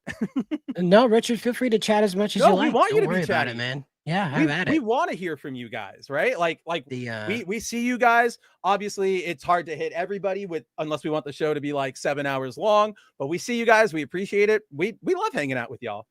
Yeah, she doesn't have the rights to the character. No, yeah. At all. No, Hololive, that's the same thing with Pikami. Hololive Yep. owns the character. Yeah, and they're not that's allowed. No, go ahead. So when I auditioned for Niji Sanji. They didn't ask me. They had open calls. That's And awesome. I auditioned for it, and what they explained is that if you're selected, your self, what your character assignment is a product of Niji Sanji. Yeah. That if you part ways, you are not allowed to even like use that as a way to gain popularity. You can't say, I am that guy, come hang out with me. You cannot So- you can't even say like I used to be that person. It really Correct. has to be There's a time limit on it. They don't there is. specify that until you sign, because you got to know when you sign on. Right, This way they yeah. can tell you sign off. But yeah, after a certain time, you can start going around and saying Oh, you're that I didn't guy. know that. It's an NDA with a time limit. What they don't want Yeah, you to yeah. do is like, let's say that you're Guara and you want to go out and just immediately say, "Hi, Guara. Now I'm not Guara. I'm Guara Junior." and they don't want you to do that Guaro. when everybody's Googling you. They want you to be able to do that Oh, like that 6 makes years sense. later when nobody remembers what the hell you did. Or at the So- very least when it's like not in the news cycle or whatever. Right. I actually So- that makes a lot of sense. I see that. Now for Hololive, my guess is they have a non-competition clause, because most of the people I'm they sure. hire over there are singers. And what that means is that, let's say Ooh, you're yeah. a hot Hollywood executive and you hear Guara singing at the Dodgers game and you go, God damn, I want her to cover Michael Jackson's songs. And so you offer her $1 quadrillion to buy her out of her A contract. that fucks over- $1 Exactly. So you fuck over Hololive with their concert circuit that they've already sold out for a year that this character was supposed to do, and now they don't work for you anymore. And so that's a non-competition clause as part of it as well. So my assumption is she won't be doing anything. She'll be resting on her millions that she made over the years, and then hopefully meeting someone that wants to help her start a bakery or something relaxing that doesn't have the kind of tight schedule that she's been stuck on for better part of a decade. Do you guys know so yeah, Nerdigans, Cider, to that point, like so obviously like Cider said, if you create your VTuber or whatever for that agency, they own it. do you get like royalties or anything afterwards? Like Nerdigans, would Guara? So no, your character ceases existing within the company. When you graduate, that is simply a character that was past part. That is no more marketing's done with that character ever again. So I bring it up specifically in the case of HoloLive, and this is, I get that, and I follow. This is where it gets like a weird asterisk situation. They make a HoloLive card game, and there are Guara decks and there are Guara like sleeves. So let's just say in the not even if they reprint anything, right? Like they have their stock right now. If they sell that stuff, does Guara get any cut of that? I would assume that what is already produced is already paid to her in royalties, estimated royalties. The Japanese don't strike me as guys that would take a risk on a big royalty check coming out of nowhere. Actually, yeah, no, that actually does make sense. Yeah. So they probably already estimated her royalties and paid her out of it when they created the document for permission to create the toys and stuff like that. So, but then now they're just gonna have to like bin everything.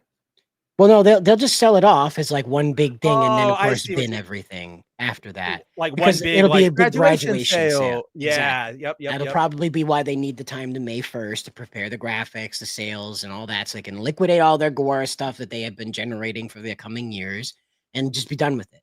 Because Niji Sanji, when you graduate, you're dead. You have died. You're done. Yeah. You don't even get like a credits anime people crying about you with a sad blues song. You're dead. With the picture frame with the black ribbons on them. Yeah, you don't get You're that. not. Here's the crazy part that I learned about Niji Sanji recently, because they're so psycho over there, and I had no idea. They just been hiring basket case after basket case over there. They're contractually obligated. Well, they're contractually obligated not to talk to fired people now. That's what I was going to bring up. Yep. That's wild. Yeah, so because these psychos were trying to find their way back into the company by exploiting the people that weren't fired, getting the people who weren't fired. It's like, you, to that point, once your character graduates, they don't just like cease to exist. It's bossing, say, Joseph Stalin, like editing the picture, right? Like, yeah. Guara did not exist. There was no Guara here, never was. Like close the shutters down. You cannot, if you mention like, oh, that stream I did with Guara, you will get like in trouble. And that's been what it was. They had a lady in her 30s get booted out for whatever reason. I don't remember what she was. She was the Fox Mama, and I liked her because she was super sassy and tried to be the mama of everybody. And I think that probably may have been what got her kicked out, is that they just didn't respond well to having an overbearing mother figure. I was going to say that, yeah. So, or not say that, but yeah, recognize that. For whatever reason, she got booted, and people were trying to get her back, and the VTubers that were friends with her maybe did some shady stuff they weren't supposed to do. And so some stuff happened contractually that wasn't great, and Niji Sanji went through a massive shitstorm. And some people just abruptly disappeared. And then we found out there was another guy that was running around using his status to get in touch with ladies that were not necessarily of age to be driving cars. Every time in every industry. It just, the predators go where the prey is. I know. That's what I'm saying. It's not a culture, or like, it's not like a job thing or like a location. It's just predators go where the prey is. I don't know if you remember this, but Niji Sanji last year went through like this. We got a new team. We got a new team. We got a new team. We got a new team. We got a new team. We got a new team. Yeah. It was like every week they were launching this new generation of hot boy toy, girl toy, VTuber group that had their own theme, cyberpunk, tea party, giant robots, all this stuff.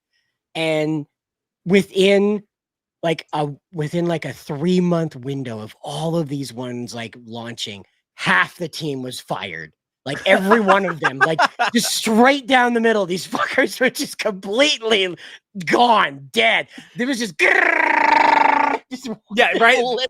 They graduation. They stole it. They Stalin Soviet Russia did and mass graduated all of them. Right, it's just against the wall.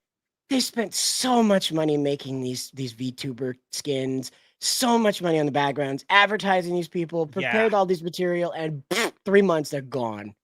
And were they gone just because like people weren't responding, or did they violate something?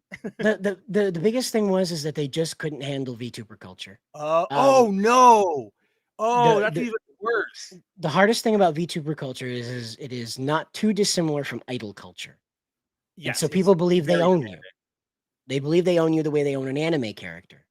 They kind of cross into that whole, we'll make fan fiction up about you having sex with a child because Or if that's our fetish. Right. Or you know, Guara went to go see this movie that I wouldn't have seen. Oh my God, she's, you know, here's a call out post. It gets really bad. Sure. And then again, like, you're not gay enough, like I imagined you to be gay. You're not Yes, straight there you enough, like go. I imagined you to be straight, you know. And so the battle over who you are is not something a lot of these people could handle.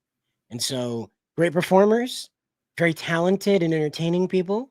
However, when it came down to the nuts and bolts of dealing with what is it? What is that? Fame. Social, parasocial. There's parasocial. Yeah, there you go. Parasocial relationships. Parasocial relationships with the chat. Just it seemed like perfectly half of every team that they launched at Niji Sanji last year within 3 months just cracked off because they couldn't handle people like, have my babies, be my baby maker. I'm going to find you and rape you out of love. It just couldn't deal with people just being complete unhinged psychos at them and coming at them like 200 miles an hour in the chat. Right. You know, so like my reaction a second ago when I was like, oh my gosh, that's not on these performers. Like, I get it that a lot you won't know, you get into it, it's going to be a lot for people. Like Cider said, Cider just all that extreme stuff Cider said, that's like the first 5 minutes of your day. You've got an entire stream left to go. So I get that. My oh my gosh, or my oh my god was more in reference to like, how did HoloLive not think about that? Right? Like they just went and they signed all this talent. Nobody said, hey, can they hand, or Niji Sanji. Nobody went and was like, we're signing all these people. Can they actually handle it? They just said, we're signing all of these people. It would be like having an open tryout for the NFL and maybe somebody is fast and they work. Then you go, okay, put them on the team. And then like the first game, they get like a concussion, or like not just a concussion, but their head cracked off because they don't know how to play against real people. And this Perfect Blue should be required viewing. And honestly, had they watched that as like a training video, that would have been like very helpful to a lot of these people because they did. There was one Fox guy that just couldn't handle it. He was very spirited. He was very gentle, a gentle fella. And he just wanted everybody to like him. And they did several IRL streams with him meeting up with guys that were part of his group. They were the one boy group that managed not to fracture into a bunch of problems. Yeah. And he just cracked. He just couldn't handle it because it was like the people pleasing, the need to people please just obliterated that guy. And you can't have a need to people please with 20,000 people watching you live.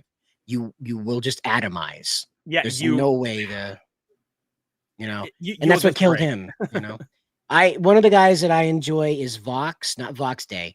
Vox is Niji Sanji's voice demon. He has a very pleasant voice. He's a British man, very pleasant voice. I imagine that he looks like RTU, Review Tech USA. I imagine that's what he looks like in real life to have a voice like he does, but he's a very hot anime guy in his representation. And he's very, very popular with many, many people. And Vox is probably the biggest male star that Niji Sanji has ever had, might ever have at all. Vox handles it very well because he is, and I'm not saying this in a negative way, he is very much a sociopath. He's a sociopath in the Machiavellian way. Yes. He said he understands that I cannot flirt with the girls, I cannot flirt with the boys directly, but boy howdy, I can tease the ever-loving blue ball fuck out of them. He's the John Hamm level, or not John Hamm, Don Draper, that his character in Mad Men. Yeah, that level of sociopath. Vox is very calculated in how he presents his sexuality. He's very calculated in how he presents who he's friends with, how he's friends with them, and how deep he gets into being friends with them publicly. He takes this incredibly seriously, and he understands his limitations. He does several of the live concerts because he's a singer as well, because that's what they do. Yeah. And very talented at this point, guy. Let's just all assume that everybody can sing. Very talented guy, but he is one that will probably not graduate until he's ready to like retire into being like, I'm an old man. Vox has complete understanding of the VTuber market and the limitations and the culture, and he has mastered it. Vox goes across barriers. He's appeared with other not HoloLive companies, other Niji Sanji subsidiary companies that are not Niji Sanji related. He's made guest appearances on live action streams. He is Niji Sanji's very best male VTuber they have ever produced. But one thing that stands out to me, and it's the weirdest thing, and I don't know why. Every time I talk to him about Donkey Kong, he out of the thousands of people going by, he'll stop and talk to me about Donkey Kong. And I have no idea why. He wants the Donkey Kong. Sometimes you just see the topic you want to talk about, and you're like, but he's I'm like on this. But he's like playing it all the time. You know, it's one of his favorite games to play. So he plays all the Donkey Kongs. And for whatever reason, when I'm like, hey man, we need to get you a VTuber skin. I didn't know you were so good at it's just, and it's like months at a time. I don't talk to this guy and just out of nowhere. And that's just the weirdest thing about him is he just has the ability to go like, I don't recognize you out of the 20,000 people who are regularly here. I'm going to talk to you to make sure that you come back. And I've never seen that with not even radio performers know how to do that. And he just does it. And I'm always amazed by that ability to be like, I don't recognize you out of the 20,000 names skidding by at 100 miles an hour. It's amazing. It is But awesome. I do want to round out tonight with some good vibes.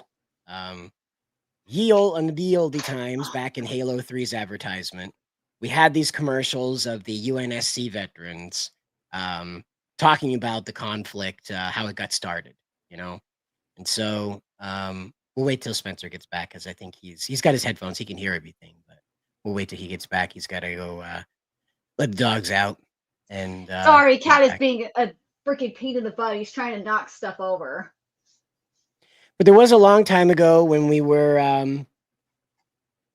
part of a video game culture that took itself seriously and wasn't trying to be full of ironic millennial humor all the time. And so as you can see right here, these are two UNSC veterans that are like doing one of those, it's sort of like one of those World War II discuss what the battle was like kind of History Channel documentary setups, but it was intended to be a commercial for Halo 3.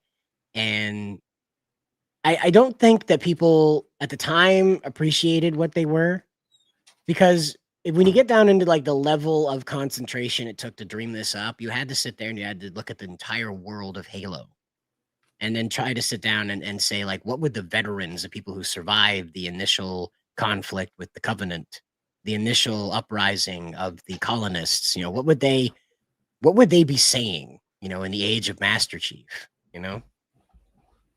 It's pretty crazy.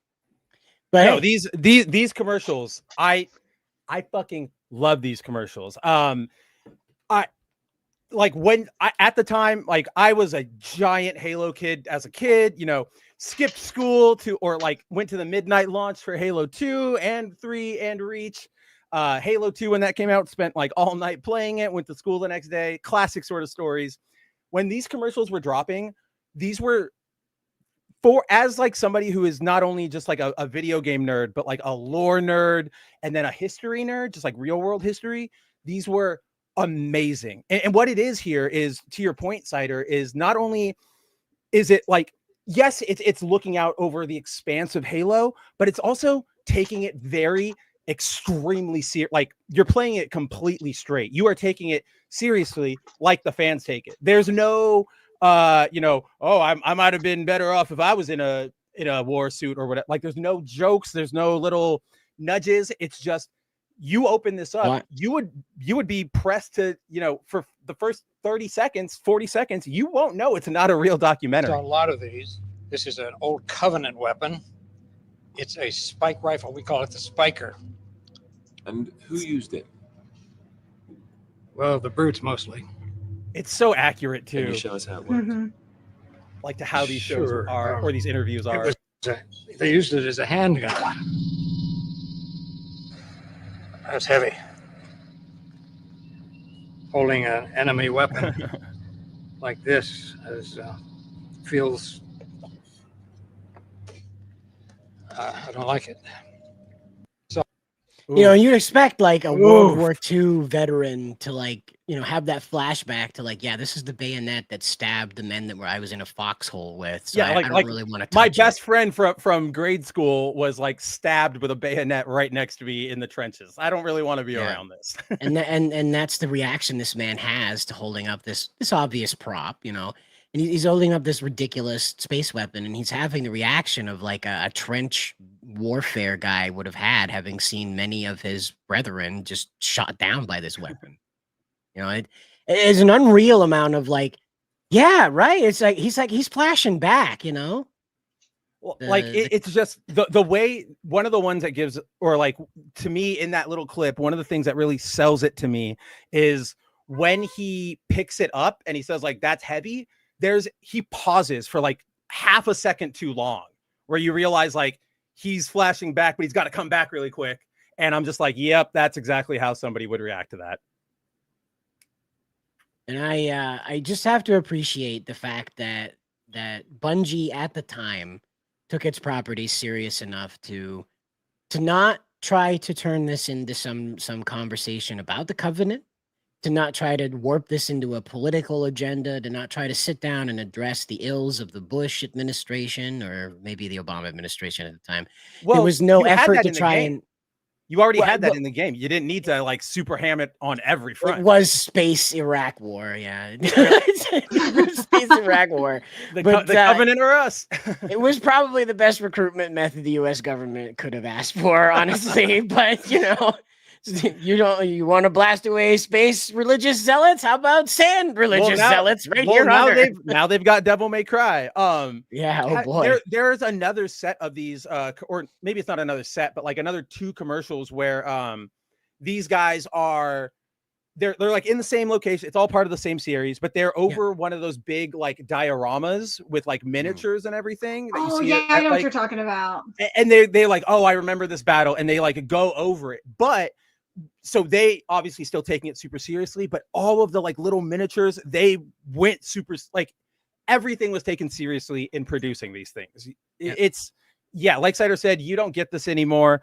I'm thinking in my head, like, what would be an equivalent type thing? And in my head, the one I came up with, just brainstorming, farting here on stream, is like a Wakandan soldier, or like a Doctor Strange magician, or just like some Avengers support person. And it's like, hey, tell us about the Battle of New York or whatever. You know, that thing would be filled with like, oh yeah, it was super like dangerous. I felt the rubble coming down on my head, but you know, that was nothing compared to like, you know, what Hulk did. Or it would just be completely different, and we all just not taking it seriously, dripping with irony, and it would be exhausting. But and this again is just what I said, is that like you've got Marathon coming out, and they put out a movie, like an 8-minute movie, to try and like explain why it's an arena shooter now, you know, why it's a battle royale, why it's an extraction shooter now. Yeah. It's not the devs, it's like a story mode trying to explain how this is all going. And as I'm watching it, see, I didn't play Marathon. I just love the lore of it. I'm a lore hound, Right. so I'll sit there and I'll read the lore forever about this Same. stuff. So Marathon, I'm not going to get into the big story, but Marathon's basically There's like no way we it can. it took the premise of aliens, corporations run amok, and kind of like took it in a direction opposed to like aliens being the problem. It's not so much that, it's that the technology, the allure of transhumanism is a big problem on the Marathon, because like, what do you know, being trapped on a colony ship makes you really bored. Right. and so they get there, and now they have these synthetic bodies, and they're at war with each other, because in the 100 years it took them to get to this planet, they have the alliances that created the Marathon initially have dissolved and turned into bloodthirsty competitors. And so now everybody that was initially assigned to work together on the Marathon now have to fuck each other up royally. Yeah. And so it's very detailed, right? They wanted to really explain this. They created these synthetic worms that print out people.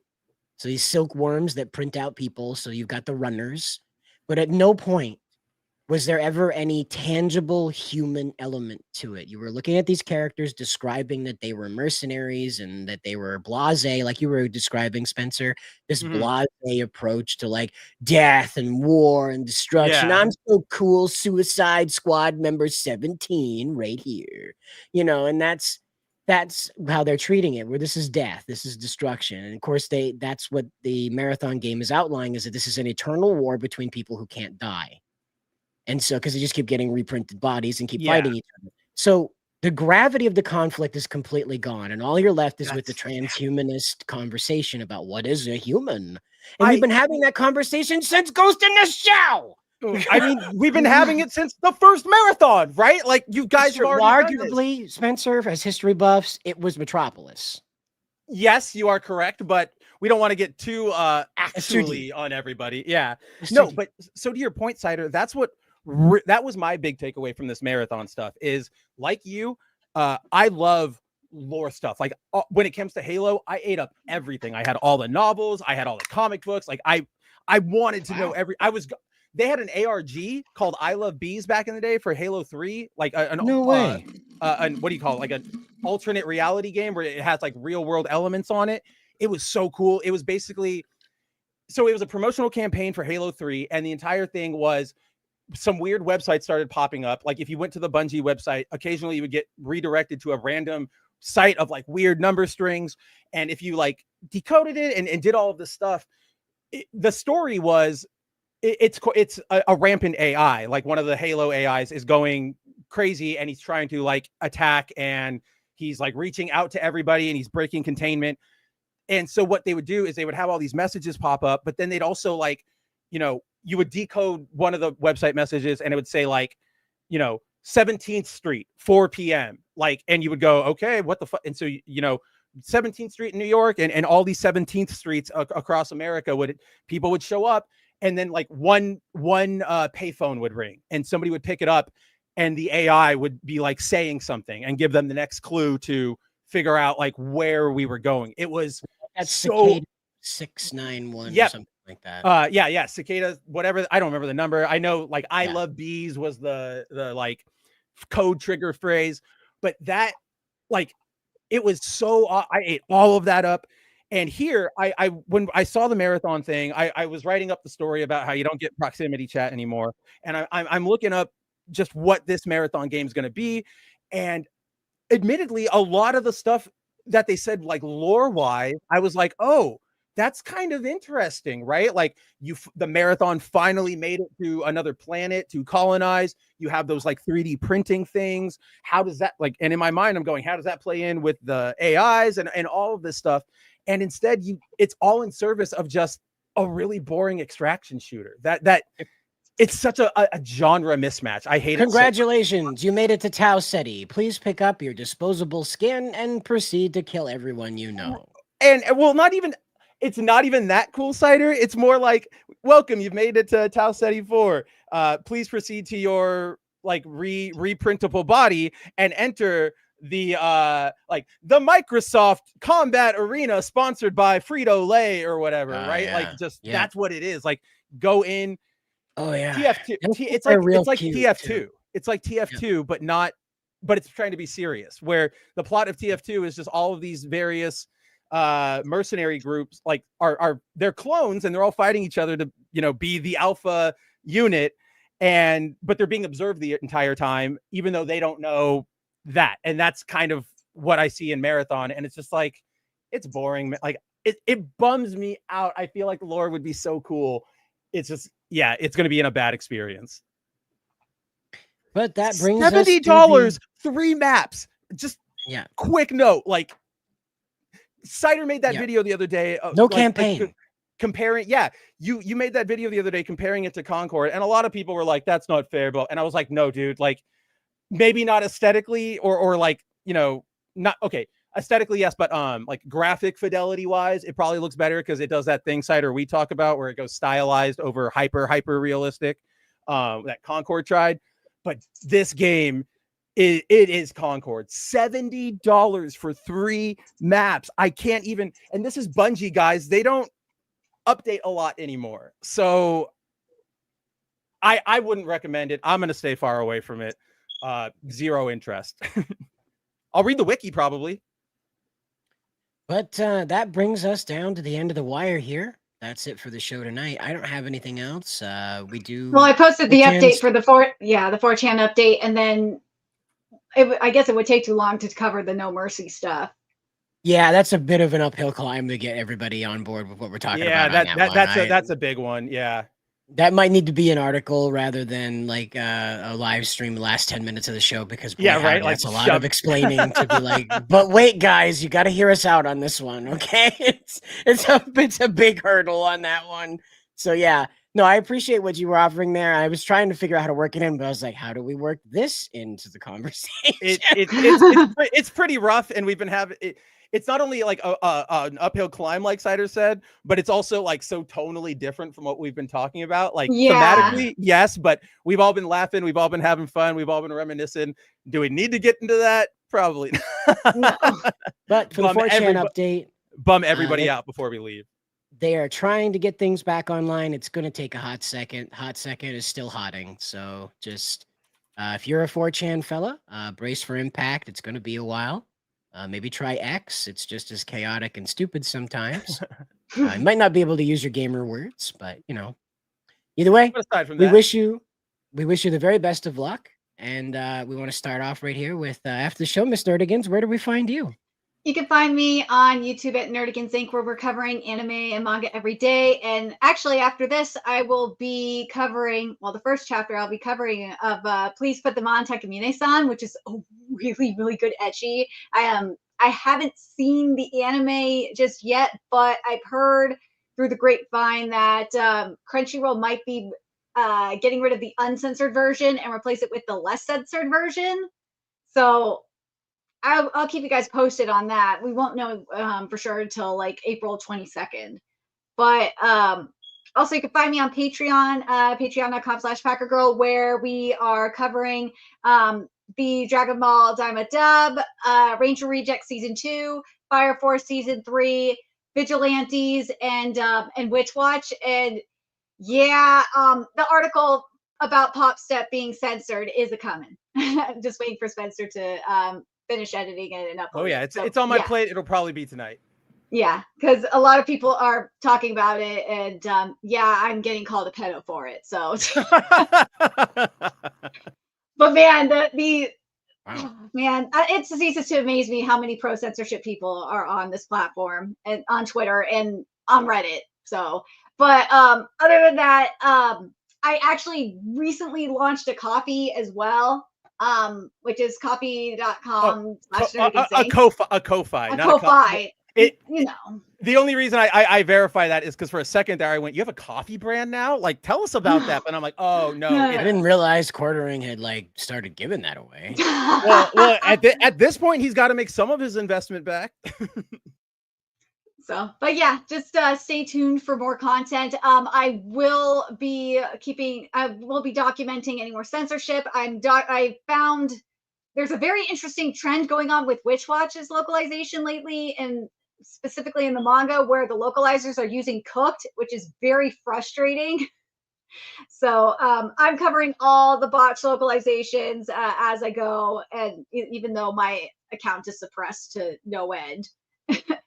So weren't you just locked out of something? Oh, yeah. I was locked out of Twitter too. I was locked out of Twitter. Yeah, I've been back, but yeah, I don't go on, so I don't know what everybody's up to all the time. Yeah, that was ages ago. But yeah, I figured out the code to the loophole to get back into the system. I had to go to Reddit for that. But yeah, I found it.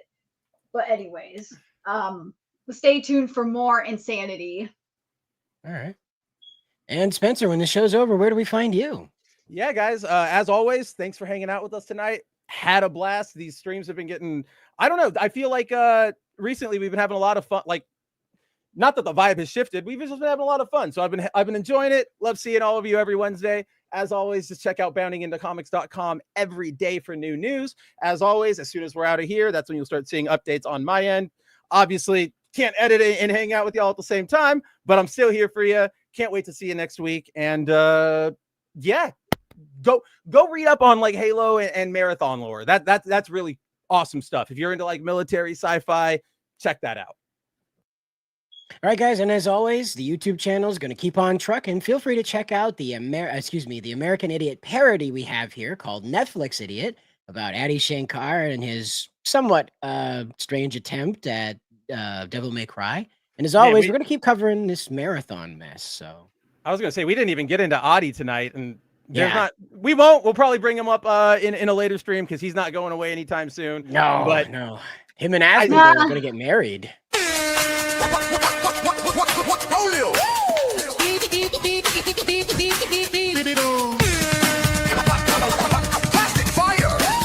Empty shells and fake attire.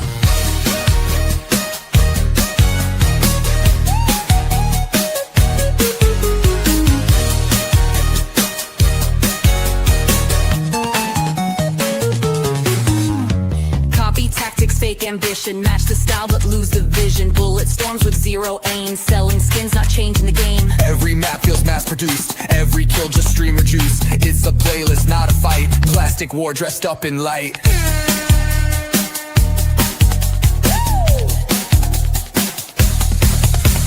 Clones of legends stitched with trend, cash and branding, no real end. Echoes built to feel brand new, but no one plays it past week 2. It's getting old.